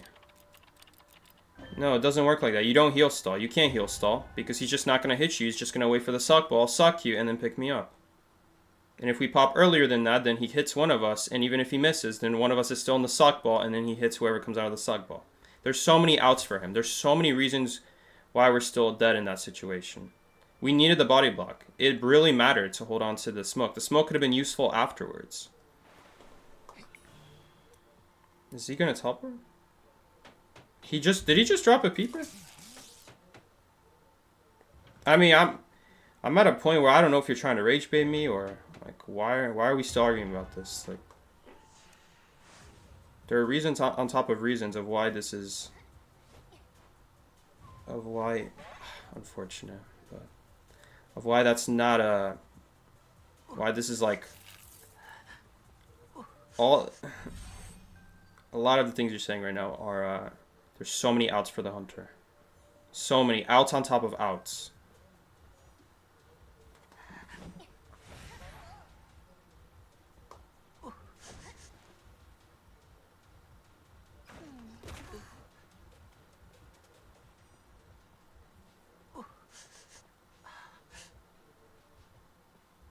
I really hate kiting by this Cypher, but we don't have much choice.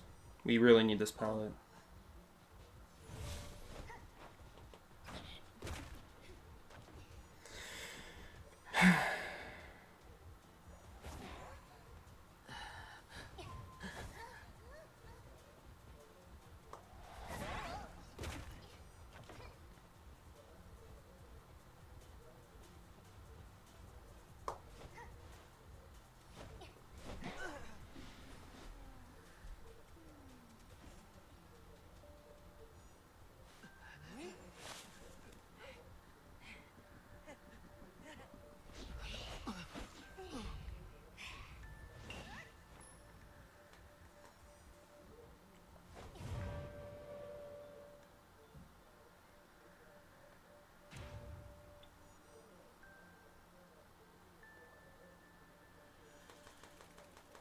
It's kind of crazy that this flywheel cooldown, by the way, this flywheel I used all in one kite, by the way. We're about to get it back. That's how long that kite was.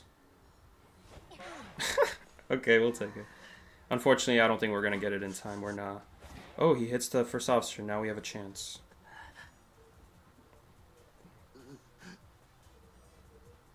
No, this is not good, though. Oh. Pretty bad dash.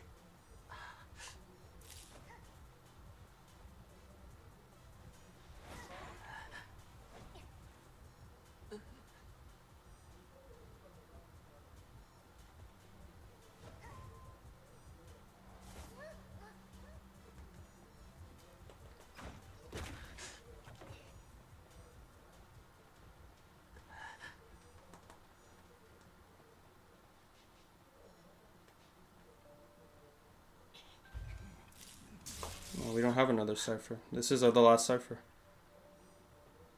Nah.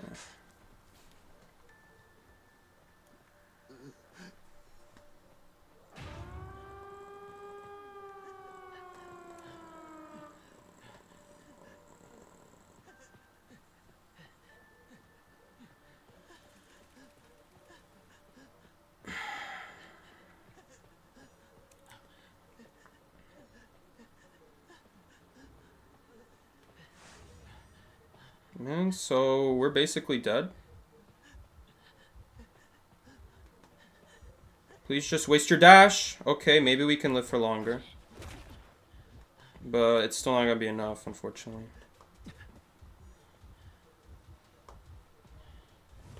I'm just gonna try to stall it out as long as possible.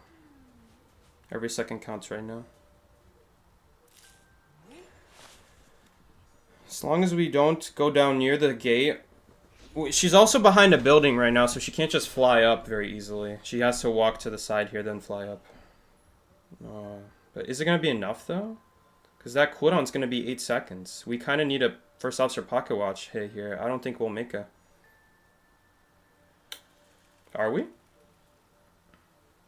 We do make it.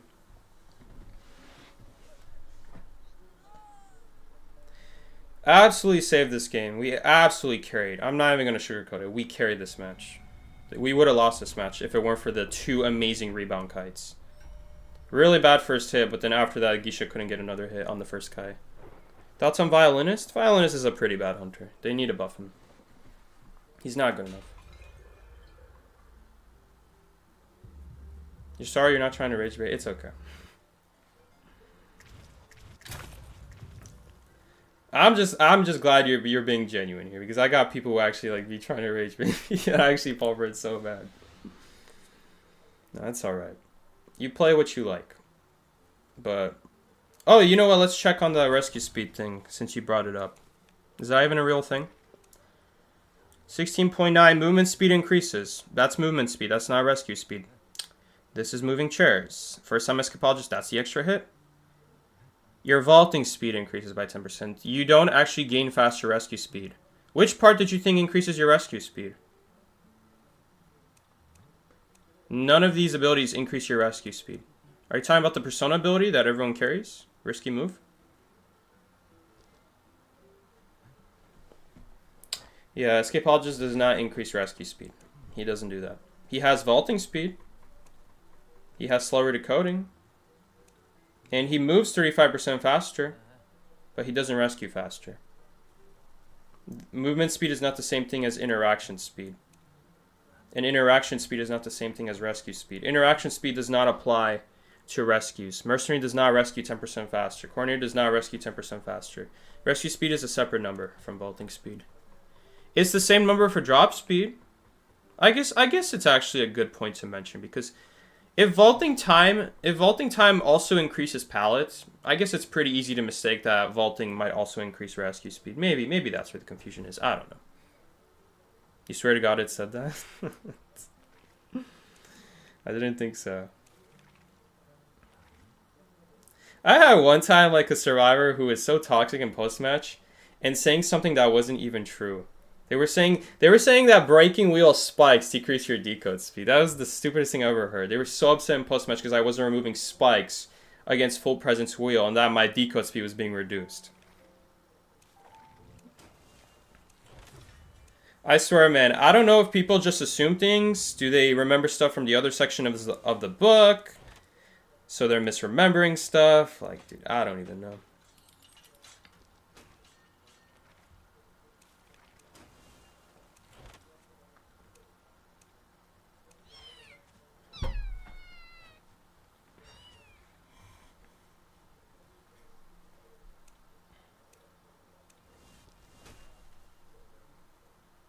You thought you saw it. Tell that to the guy who thinks spikes reduce decode speed. I still remember that guy. This is probably one of the dumbest things I've ever heard for someone in this server. Goddamn, man. It's okay. The rescue speed's not a big deal, but like, I'm just mentioning the spike thing because the spike thing was like so dumb, man. The spike is especially dumb.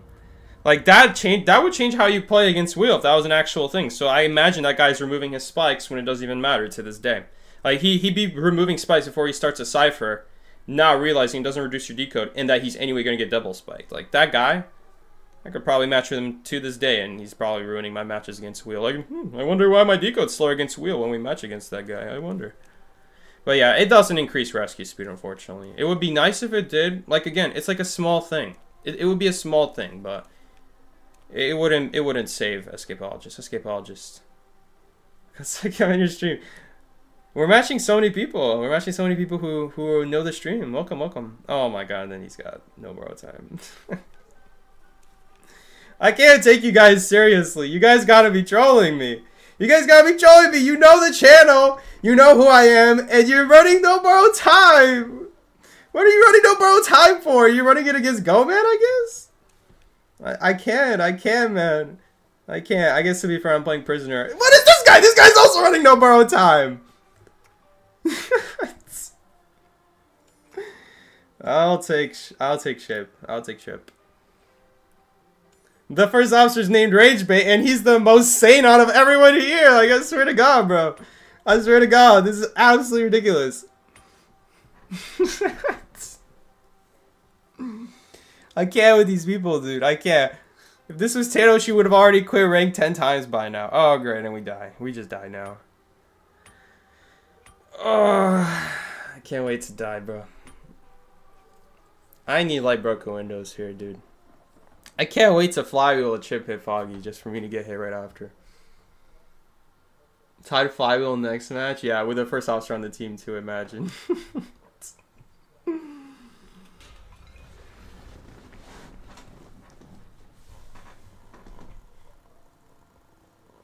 Oh, I guess we can start the Kai like this. Is the Hunters actually coming for us, though? I saw his shadow. Oh, yeah, he's coming.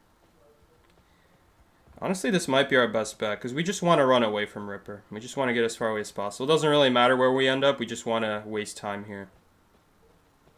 Obviously, we don't want to get double hit, but... Look at him! He's still searching Big Boat! Okay, I think right here we're going to wait. Because he's going to see the first officer. He's very likely going to go for first officer right now. I doubt he saw me. Because the big rock loads in from far.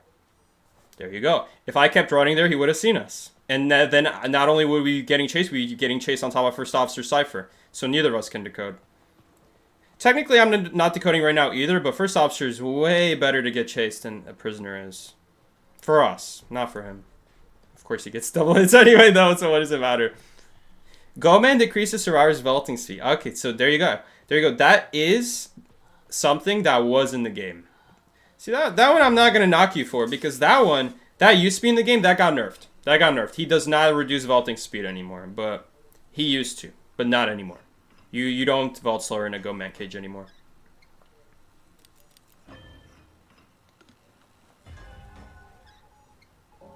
Yeah, you were close, you were close.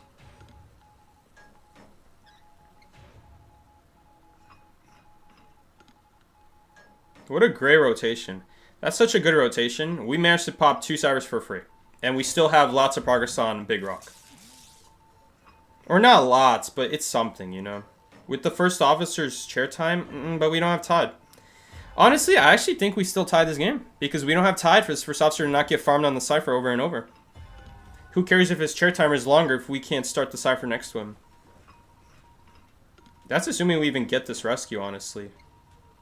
Okay, he didn't get hit again. That's fine. He'll make it now.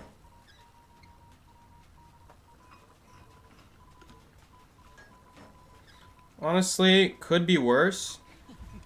Maybe we can get some free decode here.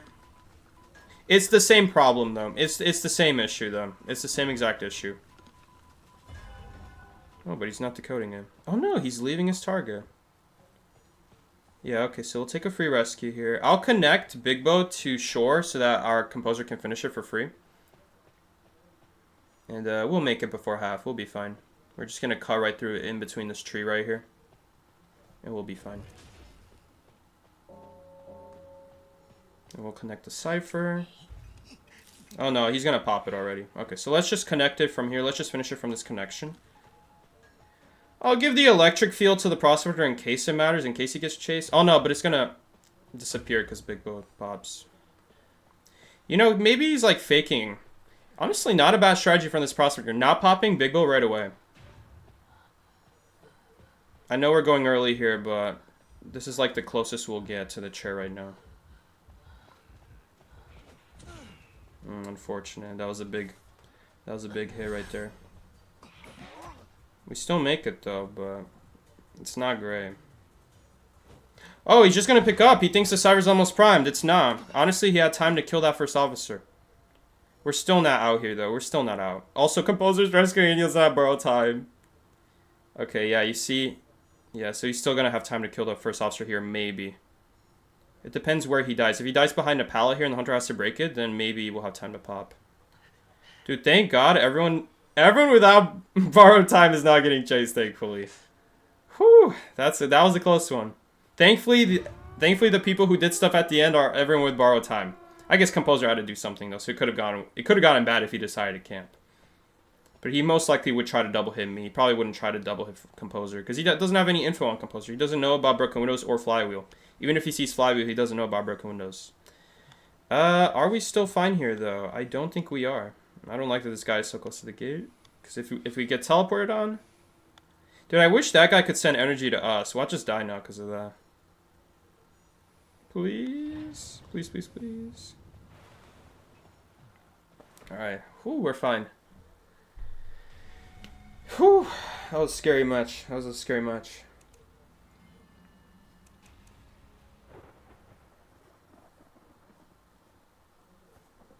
You got the same Prospector 10 minutes ago?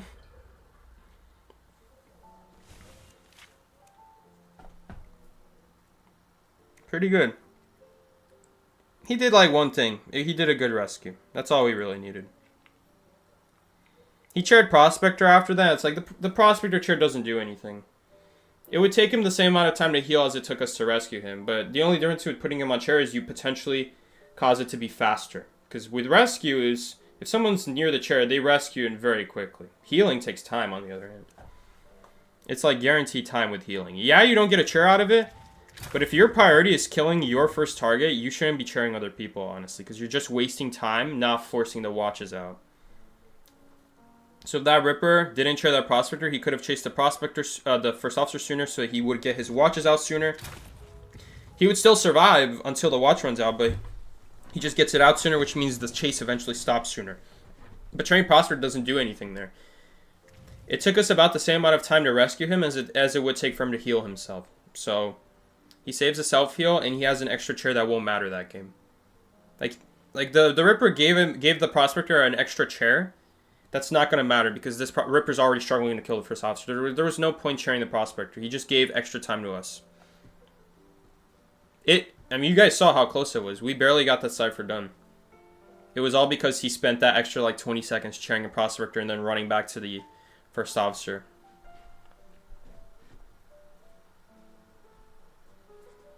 You would have played Mercenary? No, it's alright. It's alright. You play whatever you want. GG's? GG's, Goozy. 31 for my next essence? What? It's that much? I'm only going to get 1 essence out of 13 dice. You kidding me? Maybe I just got an essence. Maybe that's why I was so far away. But geez, still. Come on. Oh man, so much new garbage. I don't want to go through the new garbage. It's just all the deduction star graffitis that I'm never going to use in my life. Oh man. I mean, I still got a check, but I'm pretty sure these are all deduction stars. Okay, we got an emote. An emote I'm never going to use. My god, look at all the new stuff. Graffiti? Oh, who would have guessed? That's actually a pretty cool night skin. It's a deduction star skin, which means everyone's gonna own it. So, I'm not gonna buy it if everyone's gonna own it, bro. There's no fun in that anymore. That's like going into Call of Abyss and you're running an S tier skin for everyone to see. I guess the viewers don't know that you own every skin, but if you play in tournaments and they give you the tournament server, they give you a special server. We play on a tournament server for tournaments. Like the devs give us a tournament server, separate from the regular server. Okay? And that server has all the skins in the game. Even like stuff that came from special like $300 packages, like the Mercenary Mr. Inference skin. And the accessory with it too. It's all in there. Alright, so all the skins are equally worthless. If you think about it that way, all the skins are equally worthless. So you really could be playing default, and default is honestly rarer to see than any other skin you could possibly see. Seer's vaulting debuff goes up to 15. I mean, man, just read the book. You don't have to ask me. Just read the book. Just read the book. And by the way, that's wrong. It is 10% per owl usage, and it goes up to 50.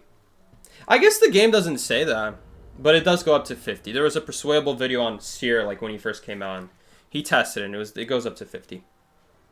So Seer is technically the slowest vaulter in the game, if you get 3 owls or more.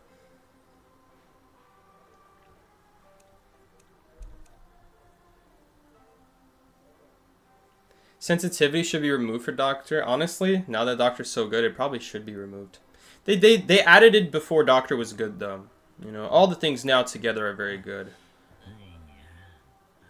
And sensitivity doesn't matter that much, but I mean, most hunters don't do chip damage, you know. So it won't usually matter, but it's gonna matter against something like Dentist a lot, because Dentist, he relies a lot on that no speed boost on those chip hits, because you can domino effect so many chip hits in a row against Dentist or as Dentist if they don't get any speed out of it. Oh,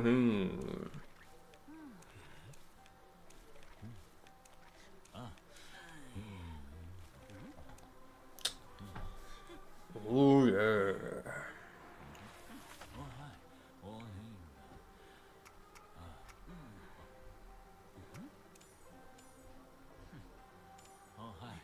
Yeah, you're right. It doesn't say Seer has a max debuff, but it does go up to 50. It doesn't say, but it is 50. I mean, like a number you're probably never gonna see in a real match, though.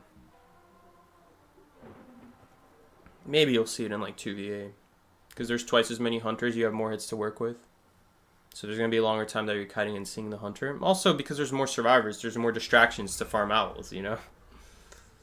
Also, where did the hunter spawn? Uh-oh. Well, this is kind of bad. Doing middle's not a good place to decode.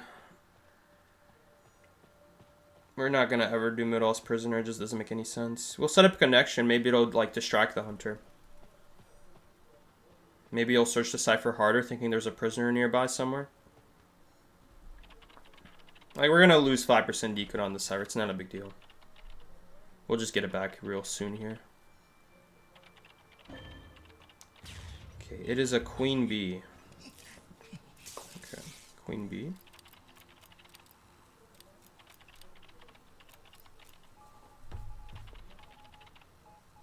Yeah, Dentist is not in rank yet. Dentist releases tomorrow, Wednesday.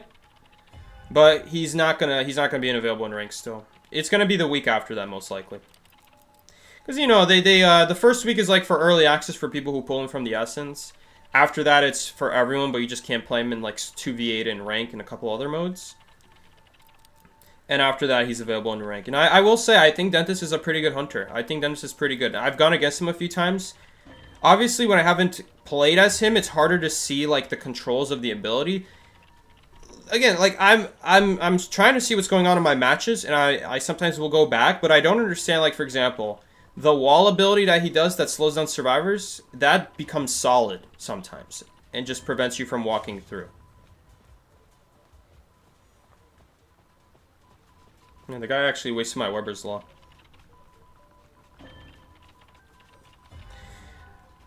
And the book doesn't say anything about the wall going solid.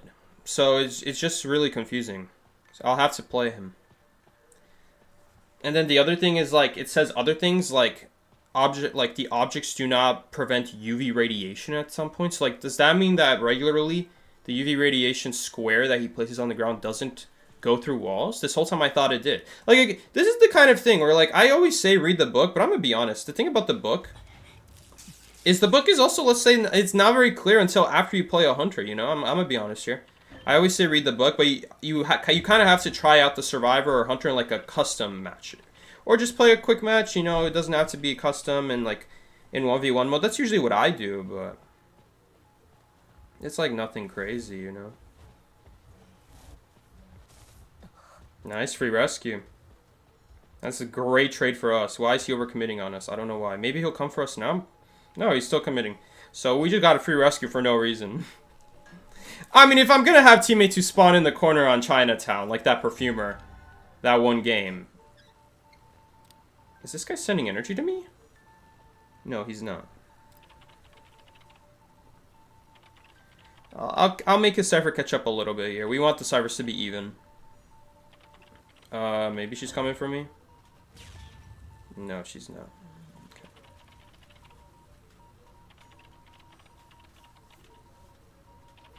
Oh, it's first officer decoding it. That's why we're getting ahead.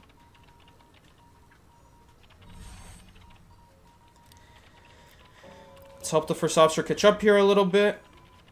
Catch up even more. He needs a little bit more help. Okay, now we can stop. We're pretty much even now. Okay, well, he's dead anyway. Rest in peace.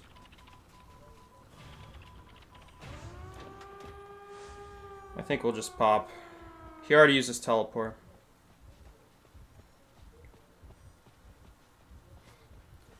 Don't really care about the shock. Woo! Nah, he's on the pallet.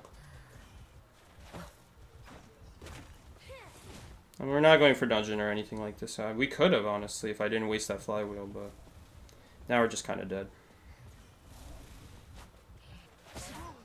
As long as they get out, we should be fine here. I wonder if dungeon was there. We don't even have any information on dungeon, though. We just kind of... We could have waited on the pop, too. We could have gotten more information and just waited on the pop. I don't know about that, though, because the problem with doing something like that is we're letting teleport come back, so the hunter's just going to face camp the server until her next teleport is back. And that way... You know, the other thing is there's no guarantee that she'll chase me again. Like, we can definitely survive long enough until teleport. Like, I have no doubt that I can do that. But we don't know that she's not going to chase someone else. Like, what if she chases another survivor and that survivor doesn't last long? Like, that survivor doesn't know how to kite. And then they kill him quickly, you know, and then she can teleport on the chair now. Or before that, maybe our survivors see that I didn't pop the Cypher, and instead of seeing that a hunter is face camping it, they go ahead and start trying to be like, oh, the Cypher's prime, I'm going to wait for a basic, and then they start eating a bunch of no recovery hits until eventually they go down and just give a free chair. Right? There's so many ways that could get ruined by our teammates there. I don't know if our teammates are smart enough to know how to deal with that situation. Does Survivor melee counter Queen Bee? Yeah, she's pretty good against her. Survivor Entomologist counters Queen Bee. It's pretty good.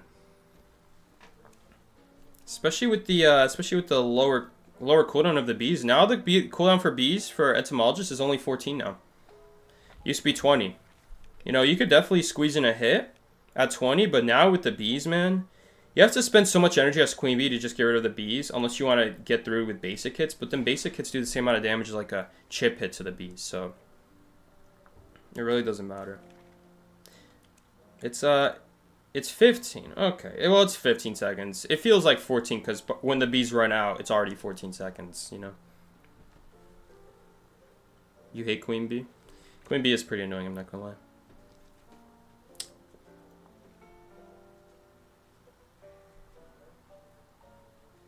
How do you go against Queen Bee? It definitely helps to use tall walls. If you use tall walls, she can't shoot over the wall. You just get stuck on the wall. You also have to be really careful what pallets you drop early. If you drop a pallet that's very easy to go around, then she's just going to use her speed boost to her advantage and bait you to the wall and then hit you. So you got to be very careful with it. Sometimes you'll need to go for pallet stunts. Generally, the faster movement speed a hunter has, the less often you can just drop a pallet mindlessly. Because then, if they have faster movement speed, they can go around and they'll have faster speed to catch up to you if you decide to vault, right? And you won't have time to vault again, the faster the hunter is.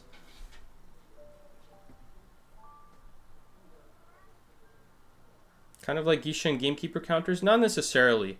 Because the thing about Geisha is that Geisha can only dash in a straight line. So when she's very far away from you, you can kind of like walk out of the way of where she's dashing, especially when she doesn't have full presence. And with Geisha, it's also very different because with Geisha it's kind of like a blink every 8 seconds. With Queen Bee, you can always go for a pallet stun. You know, you could, if you're ever worried that she's gonna just bait you to drop and then start shooting you while you're vaulting, then just stand behind the pallet. Don't drop it. Don't drop it. Just go for the pallet stun. Because if you already know that you're gonna drop this pallet and she's just gonna keep going around and just shoot you, then don't drop the pallet. Force the basic hit. If they get it, oh well, right? But it's better than being stuck in a vaulting situation, just giving free damage with no recovery, and she's just slowly chipping you down, right? At the very least, when you force that basic, it lets you escape, put her in a animation, you know, to get away from that garbage pallet that she's just going around and shooting you down. Right, so you really got to look at a pallet and you got to be like, okay, if I drop this pallet now, is she just going to go around and keep shooting me down every time I vault and just force me to stand at this pallet? And when that happens, it's kind of too late to leave because once you realize you're stuck in that situation, it's already kind of like a oh crap moment where if you leave now, you're definitely going to die because by the time you realize that, you're probably already eating a chip hit. And then it's just one chip hit away before you're dead to a basic. So you really can't leave the pallet, and so you're like in this infinite loop of death now. So you kind of just have to realize ahead of time, if you're in that kind of pallet where they don't have to break it really, and they can keep going around and bait you, you need to leave that pallet up. You got to leave that pallet up. So that way, at the very least, you're not giving free hits, and you can land a pallet stun now. It's better than just brainlessly dropping and not giving free damage. Taking the risk in that situation is better than not taking the risk, because not taking the risk is actually more dangerous. You're actually going to take damage quicker that way. If you mess up, so be it. Because if you dropped it, then you also would have died. At least when you don't drop it and you go for that pallet stun, you give yourself a chance. Even if you don't go for the pallet stun, just forcing her to swing at the pallet and then dropping it is also very often enough. Because her movement speed is not that fast. Once she like swings in front of the pallet and she misses, at that point, at least at the pallet I was at, I could just drop it there and there's nothing really she could do. If I want to try to kite longer, I can leave it up to go for stuns. Yes, I can still do that. Don't get me wrong. I can still do that, but at that point, I'm like, you know what? Let's just get this game over with. 20 seconds is all we need to kite. That's all I'm going to go for, you know? Let's just move on to the next game. I already used my flywheel anyway, so it's like, what are you going to do? This is not a great situation to be in.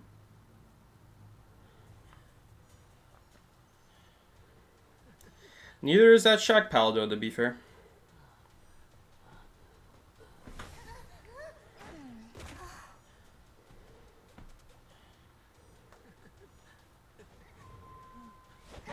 A little bit sad, but not a whole lot we can do.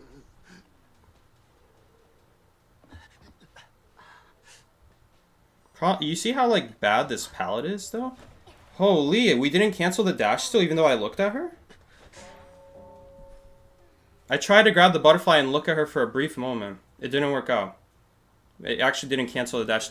Shaq is so bad against Geisha. That's why I ran away from Shaq here. Believe it or not, the garbage pals are actually better than Shaq.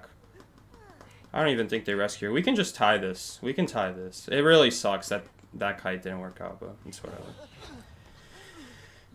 Should have gone to the 3 pallets, right? Should have gone to the 3 pallets. But the 3 pallets are so bad, though, as well, because the 3 pallets you just dash right over. But it's better than doing that. Because, like, that's the issue with using... That's why Shaq is so bad against Geisha, Peddler. Because you drop it, and the stronger the pallet is, the weaker it is to those hunters. Because they just skip the pallet. And then you need another pallet. But then there is no other pallet, because the game is, like, kind of balanced where, like, the stronger the pallet is, the less pallets there are in the area, you know? Okay, I don't understand why we're rescuing perfectly after half. Like, this is not a good rescue. You guys see what she tried to do there? Honestly, I wouldn't rescue this. You should have just farmed Chair Timer, because I'm not going to kite long enough.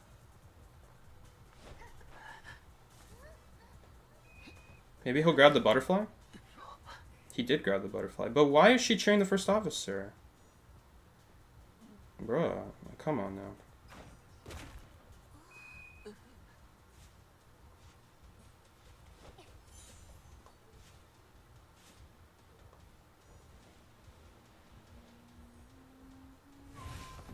Help me.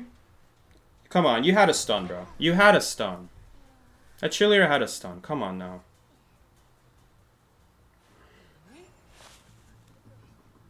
Well, we got a blink out anyway, so it's not the end of the world. We are going to most likely die there either way.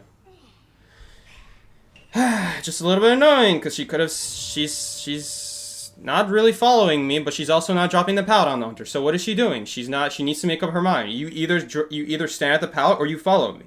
Right? So you can get the pallet stun. She did neither.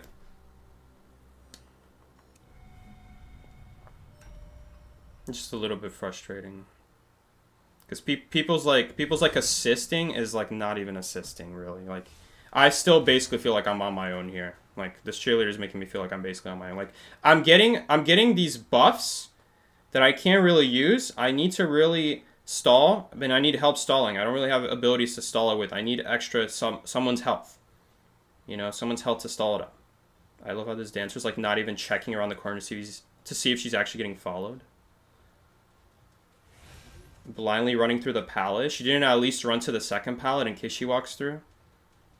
So she's so lucky she swung there. Like, these 50-50s on these, like, these 50-50s, unnecessary 50-50s that people take here. Like, they run through the pallet.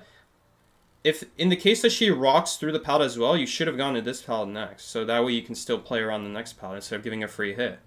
In the case that she didn't swing. She got lucky that she swung. But, like, it didn't have to be a 50-50. Oh, this is such a bad area. He needs to catch the butterfly at the barrel. Okay, no, he's just gonna run away. Yeah, he'll make it. Okay, but... I guess he has to use the watch no matter what, though, to be fair. He could have sawed out a little bit longer. Really good flywheel, though. Like, this is fine, you see? Even if she didn't swing there, you still have this next pallet to follow up. That's, like, how you want to play these pallets. You know, in the case you do take that risk, you want to make sure you have a backup plan. You're not, like, praying that they swing or else you're screwed, you know?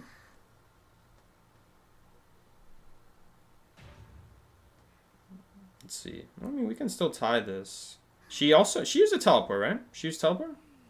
Who did she teleport on? I don't remember. Fastbox is the worst thing you could have dropped. That's not that great. Slowbox would be better.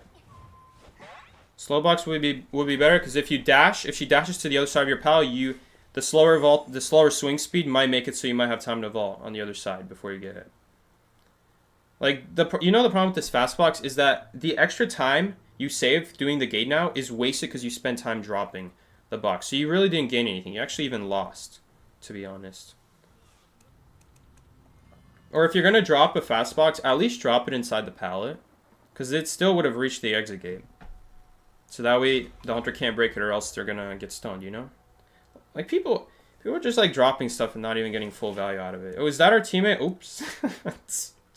Shoot, never mind.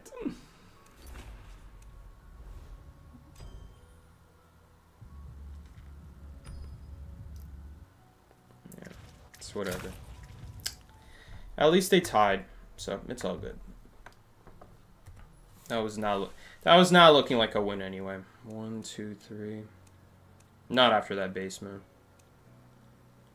1, 2, 3, 4. 2, 3. Just a shame, man. Just a shame that that Shy Pilot is so bad against Geisha.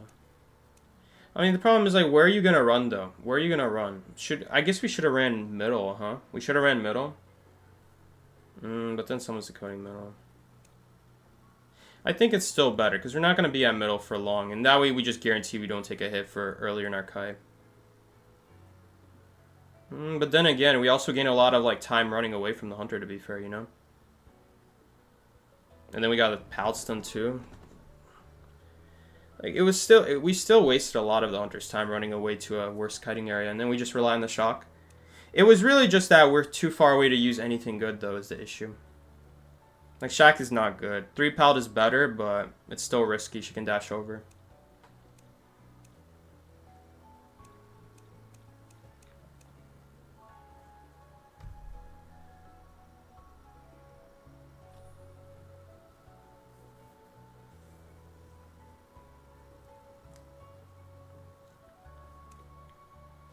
Just a little bit unfortunate, because obviously if we don't spawn Shack, we can use a different kiting area, but it's really hard to reach anything else. Shack is like your main area you rely on, so that you can start going middle, right? Start going some other place. If the hunter ignores Shack, you really don't have much. Again, 3 pallet. You can go to 3 pallet, but 3 pallet's also not that great against Geisha.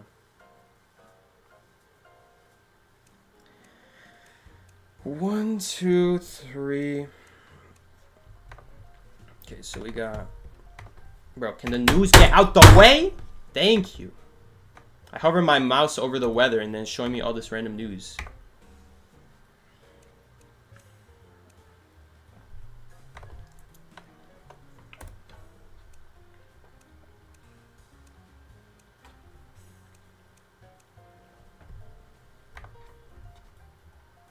It's like, you play Feral Lady? I'm not gonna play Feral Lady. There's not a... Like, you can do some things with Feral Lady. It's just so... Feral Lady is such a silly survivor. Lanterness is better than Feral Lady in every regard. I'm never gonna play Feral Lady. You could ask me to play Lanterness and I'm still gonna say no. And Lanterness is just better than Feral Lady in every way. If you won't, you will? Who are you? Who are you? Which of these people are you? Oh, too bad. I guess you're all quitting. No more. No, Feral Lady. Come on, man.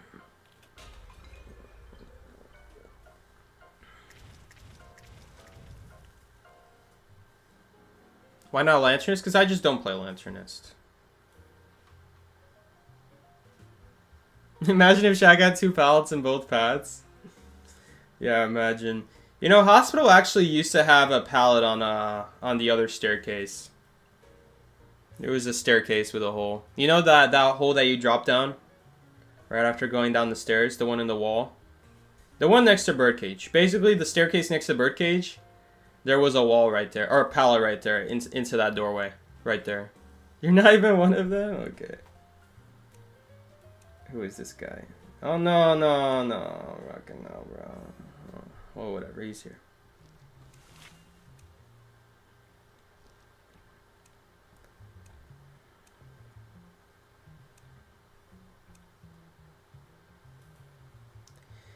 Yeah, bro, you can add your other friend.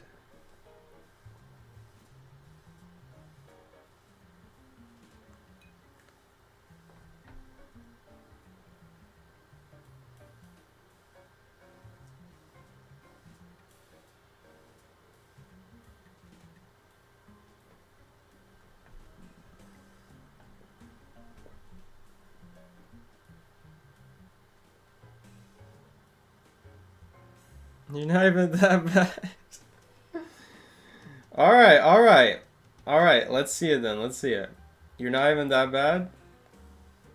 I'll give you a chance. That's why I'm not kicking you out. I believe in you, man. You got this.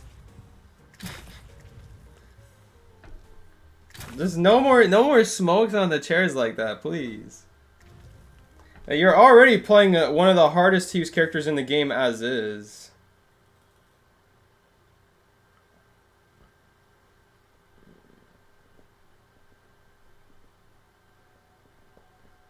I swear, is this guy like sitting in my friend list waiting for me to be open to invite?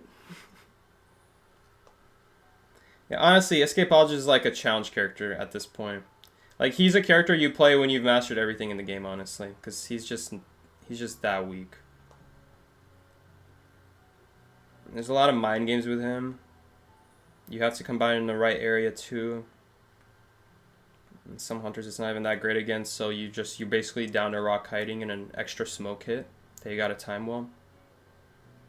You know, one mistake in your kite and you waste a smoke hit running into a wall and just take a second hit right after, you know? That's the problem with Escapologist. If you don't play perfect, you die very fast. Very, very fast. You gotta fight wars to get this badge? Bro, people are not playing Escapologist. You did not fight wars to get that badge. Look at this leaderboard. This is like equivalent to the Thief leaderboard out here, my man. Okay, maybe not. But it's not that high. It's not that high. Like, look at this. We're down to 10th place, and you only need 3,800. You only need 3,800 to get 10th. That's the equivalent of 3rd place for Thief. It's really not that far off.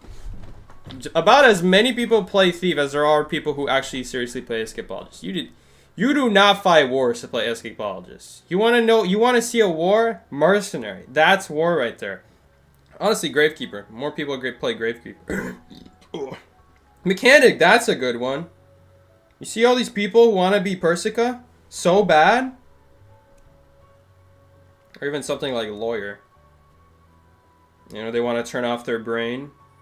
In the case that there's nothing they can do about their kite because the hunter's just too strong, just be like, oh wow, why? I picked Lawyer, it's not my fault. It's not like I could have played any better. I played as much as I could. Like,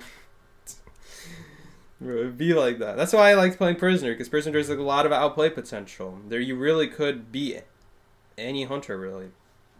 There's always something you can do, especially with the shock palette combos, but you gotta time it well. You could like kite back to your shock to get another shock in your kite. Or maybe if your kite's long enough, you might even just get a second shock just by that, you know? You have options to work with. You know, the problem with Lawyers is that, like, you got these buffs, these small buffs, but they're probably not going to help you dodge a hunter's abilities, the issue, or, like, slow down the hunter.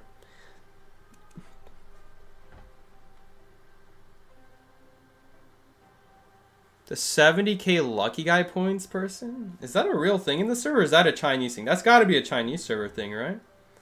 No one's playing Lucky Guy. Lucky Guy sucks.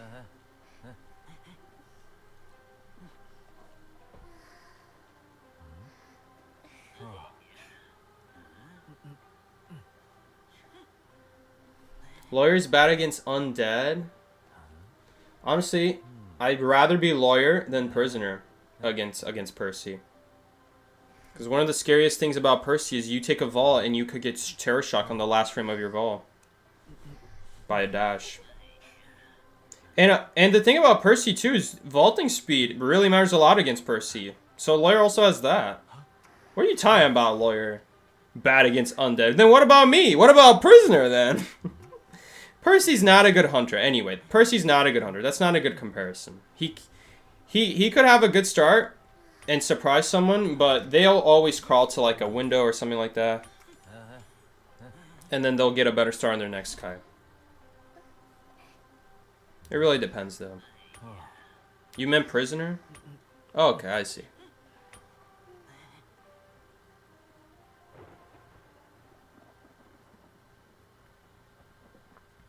Prisoner's not like a top tier kiter. Don't get me wrong, guys. The idea is there's more things you can do with Prisoner than other decoders. Probably the most things you can do, though, has got to be with Mechanic. Mechanic, there's a lot of really cool plays you can do with Mechanic. Prisoner less so.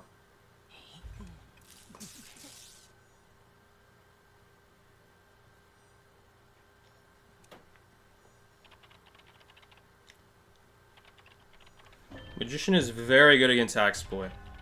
He's probably the best survivor in the game. He's a puppeteer that doesn't take damage blocking the souls. So he should have this.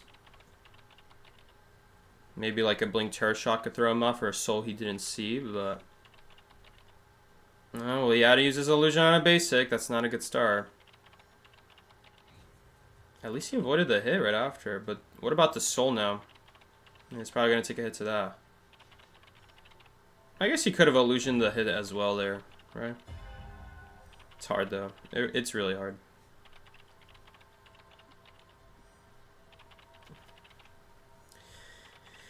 I feel like he should have stayed out of Ruins. He really should have stayed out of Ruins. Because that way he would have forced souls out. If you're forcing souls and not worrying about the basic, it's a lot easier to block the soul with an illusion than worrying about both a soul and a basic. That's really where his Kai went wrong. He's using these garbage pallets where now not only does he have to worry about the soul, but he also has to worry about not taking a hit right after in the case that he doesn't block the soul. Because then Axeboy's going to get a huge speed buff. Does he go around the pallet? Does he go through the pallet? Like, it's going to be very hard to react to that no matter what. If you use like these guaranteed window vaults, these guaranteed pallet breaks, you really make it so you just have to focus on one thing. And that one thing is going to be very easy to block as a Magician. You just got to force that one thing. Because again, illusions are not that great against basics. You know, they're fine, but when it's Axeboy, you want to get better value than that from your illusions. You don't want to use your illusion on a basic and then there's still a soul to worry about. That's not a good trade for you. You need to play more optimally than that.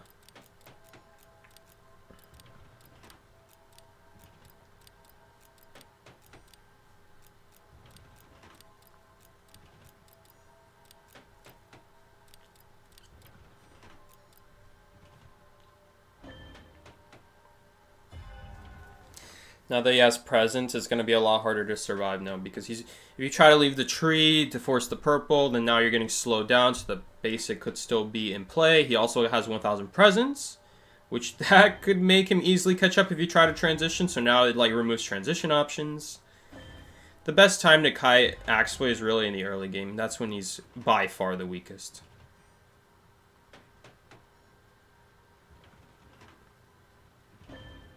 I should probably be connecting to that cipher, huh?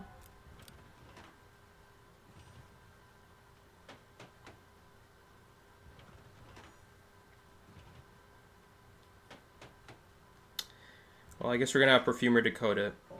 And he didn't survive anyway, so I guess it wouldn't have mattered. Okay, we're just gonna play this game slow now, because it doesn't matter how fast we pop the 5 ciphers. We have health. We have a lot of progress on our ciphers. We just gotta not do unnecessarily risky ciphers at half health. That's the most important thing.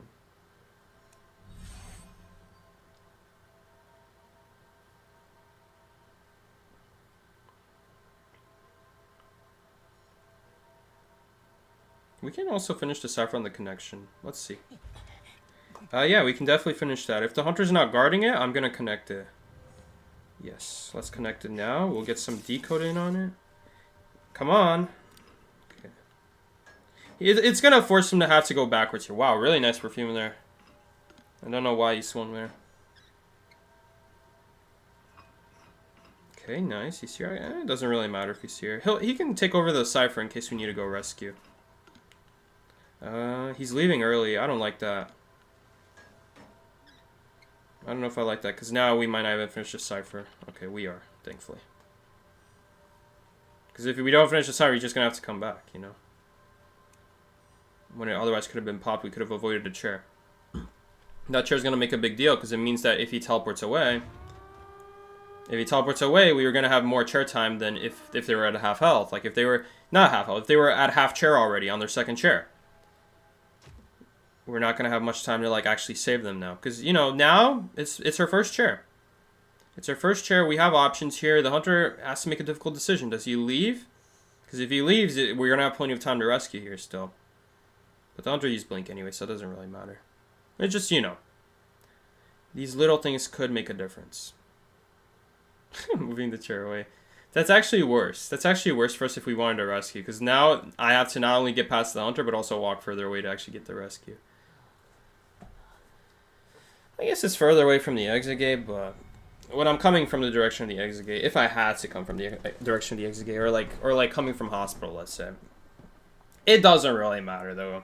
It's not like it matters. I'm not rescuing. He's not gonna care about him.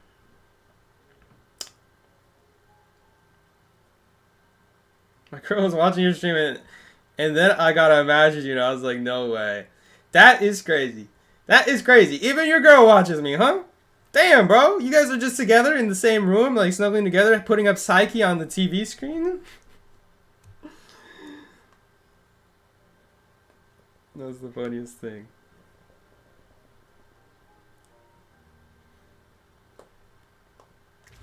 Alright, let's do the next match.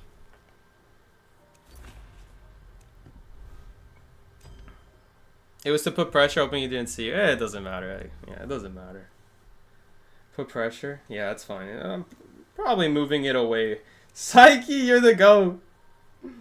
My man, my man. Thank you, sir. Thank you. I appreciate it. Everyone is running me. We're getting all the fans in our ranked matches today. Mushin? Oh, Mushin was in the mechanic leaderboard, you're saying. I don't think that's Mushin. I'm pretty sure someone's playing on Mushin's account. I'm pretty sure this is not Mushin. Because when Mushin plays Survivor, bro, it's like a disaster.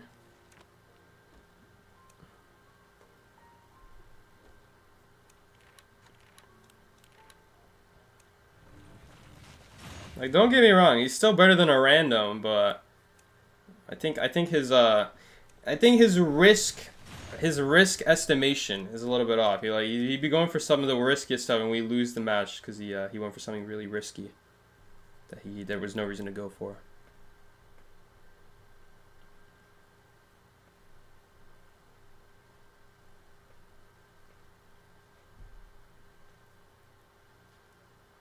What do I think about Airplanist?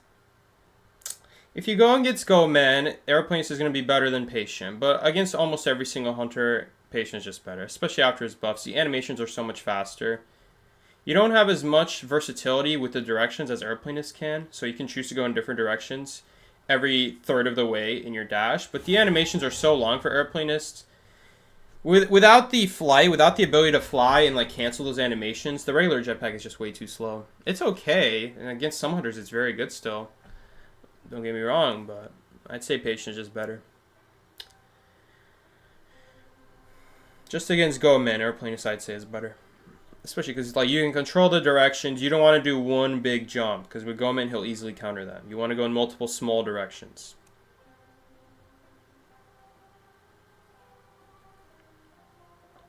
Weeping Clown is OP on paper. He was OP on paper until you find out that he has no control over his rocket. That's when you realize he's bad. It's sad because like why do we have Forward who has full control and then like Weeping Clown has limited control?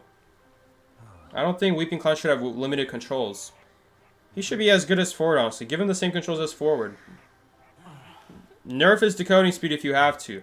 But like they already nerfed it to 20%. And I'd say he is probably worse than Forward because it's not as fast. So you have to be closer. And if you let go of the rocket, then it is faster, but it needs to be in a straight line, and the survivor can't be like behind a wall. Unless they're next to the wall, and then it'll like do collision damage through the wall. Weepy is 15%. They pretty sure they nerfed that a long time ago. It used to be 15. I don't know. That one I'm actually not sure. I'm actually second guessing myself here. What?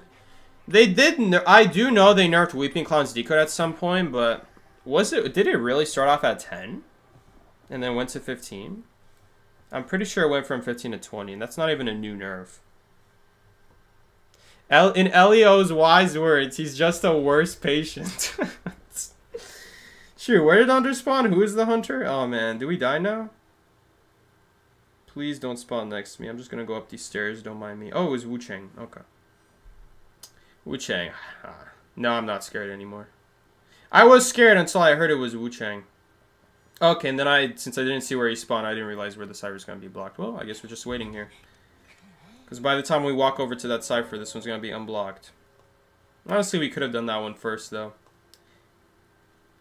Oh, this is such a... I gotta focus on the game. Because this is a huge deco loss right here. Wilding is 25%. Wilding is the same as Forward and Mercenary. Also, how are we half held against Wu Ching of all things? Like, as Perfumer, one of the best survivors against Wu Ching. Maybe she used the Shack palette and then she just has no palette nearby. But then you use the Perfume. And then you use the new palette added at Cornfield. But then what do you use? Well, that's when Broken Windows is kind of necessary on Perfumer, so that way you can just win Broken Windows to more palettes, right? So that when you use your Perfume, it's better. You know what's crazy, guys? I sat at the start of this game not decoding for 30 seconds, and we are only 10% behind Magician. I know we decode 10% faster, but that would not make up the difference. This Magician should be like 30% ahead of us. And it's only even less. It's only going down now. Like, why do we have two people running around? Is someone kiting? Like, I don't understand why we had two people running around there for so long. Like, the chair's almost halfway and we just now got back on the cipher.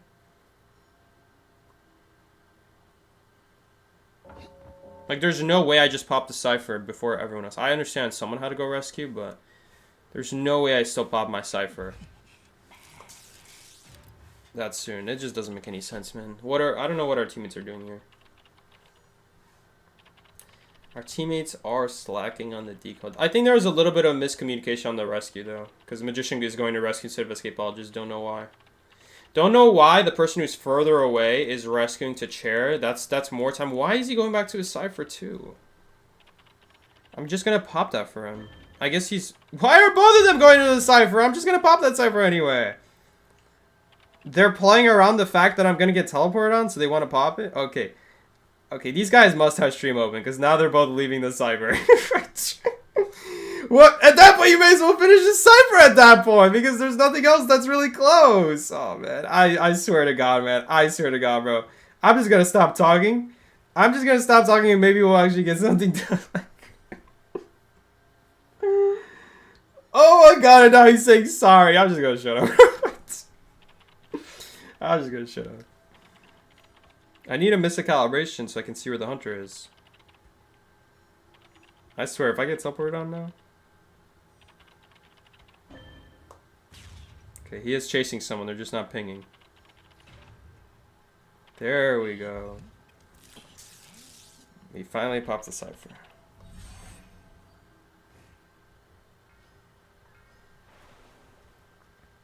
Thank you, Weber's Law. Weber's Law the GOAT.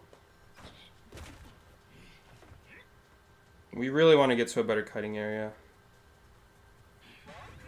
Okay, well I guess Blink is not the end of the world. Getting belled here would be pretty bad.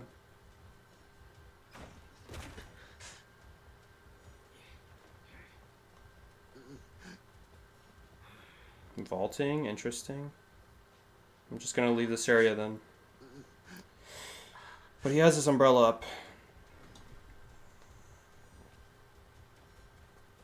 We should make this. Yep.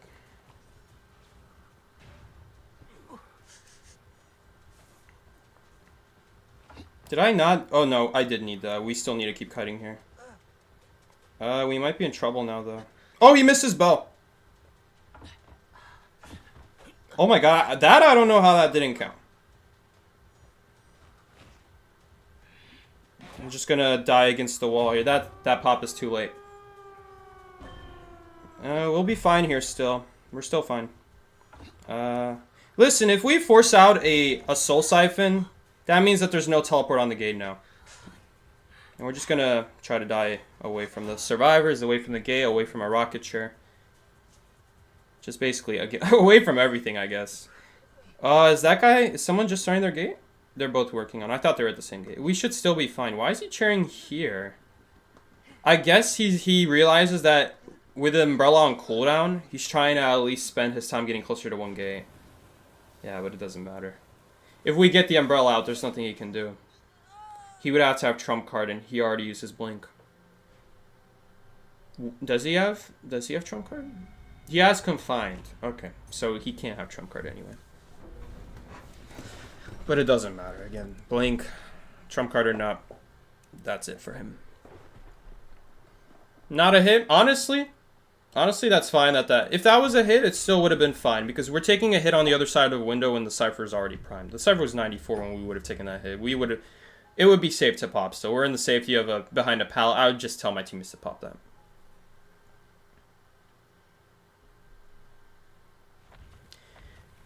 He is not 30%. He used to be 30%. Man, these are not even old buffs, guys.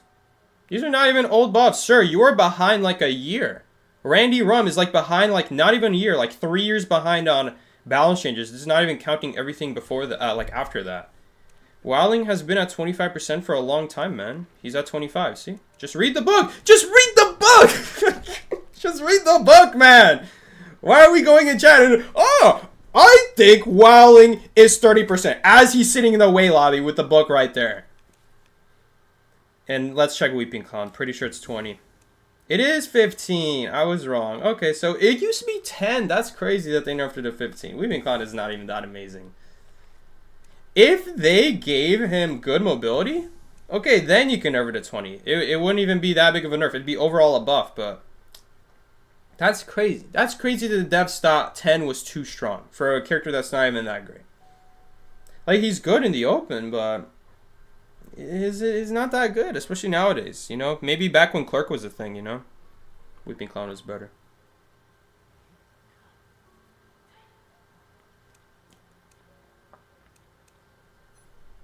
Alright, guys. Since you're all watching the stream anyway, thank you all guys all for playing. Not even going to say goodbye in the chat. Weeping is not 20. Weeping is 15. Didn't you say Weeping is 15 yourself? Why did you change your mind to 20? Weeping is 15. For you guys is making me second guess everything. Mine's like 23 still, right? Yeah, she's 23. What was it again? She's got like 20. I think they made it 15, right? They made it 15. There used to be like this really weird thing where like Mindset had like 23% faster decode and then 22 slower vault or something like that. So you'd always get the numbers mixed up.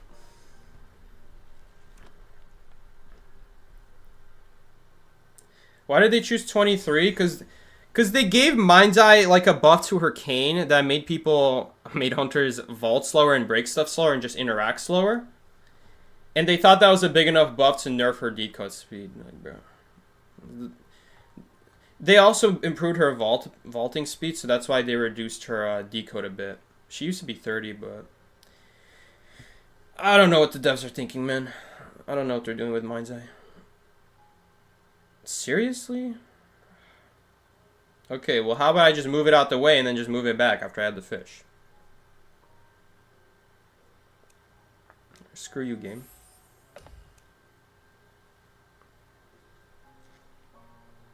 Queen Comet. We're definitely adding that guy. Yo, we can add a beta fish. King Comet. We can just add.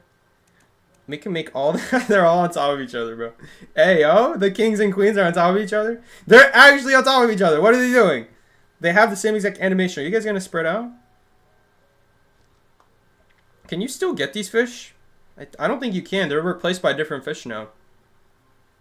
Yeah, this was like the rarest fish in the old version of the fishing minigame. We could remove some. We could add different ones.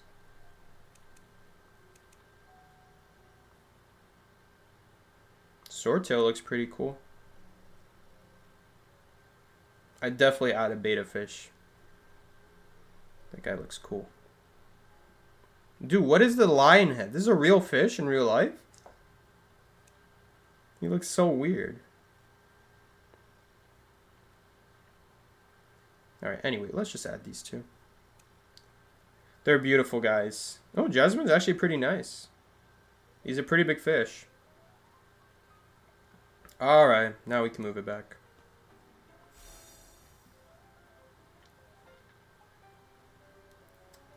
I did remove the limited Soul Emissary Ripper skin from this corner. Yeah, I see how it is, game. What is the point, man? What is the point? Who cares if it's going through the walls while I'm using it? Are you an annoying person? No. Just read the book. Don't forget to read, kids. What an honor to play with you. Thank you for joining. I appreciate it.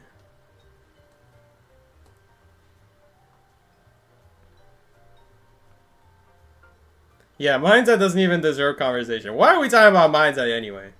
She's trash.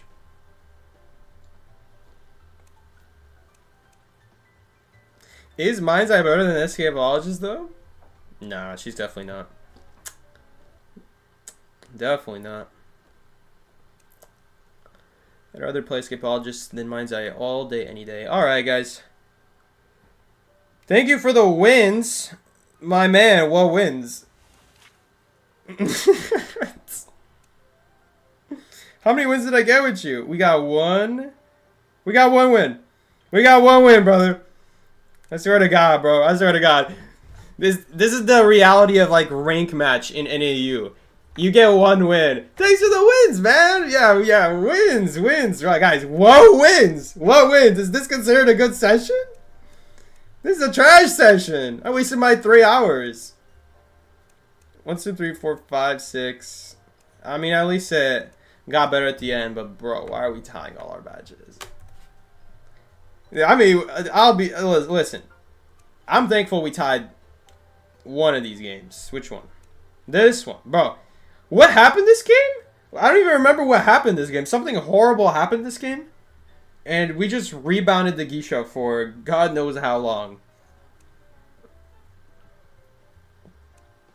Anyway, guys.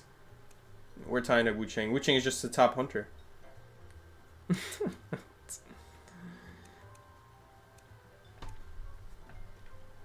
There's too many of you guys in my comment section, bro.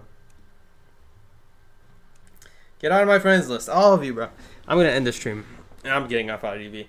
Guys, I've had enough IDV for today. 3 hours is more than enough, guys. If you enjoyed the stream, be sure to check out more streams just like this every Tuesday and Thursday from 20 to 22 EST time zone. And also, check out a Discord server if you guys haven't already. I have a Discord server. It's in the description below if you haven't already checked it out. There it is. Link should be working. And I will see you guys later, guys. Thank you so much for watching. Don't forget to like, subscribe if you're new around here. And I will see you guys later. Take care. This has been Psyche. Peace out, everybody.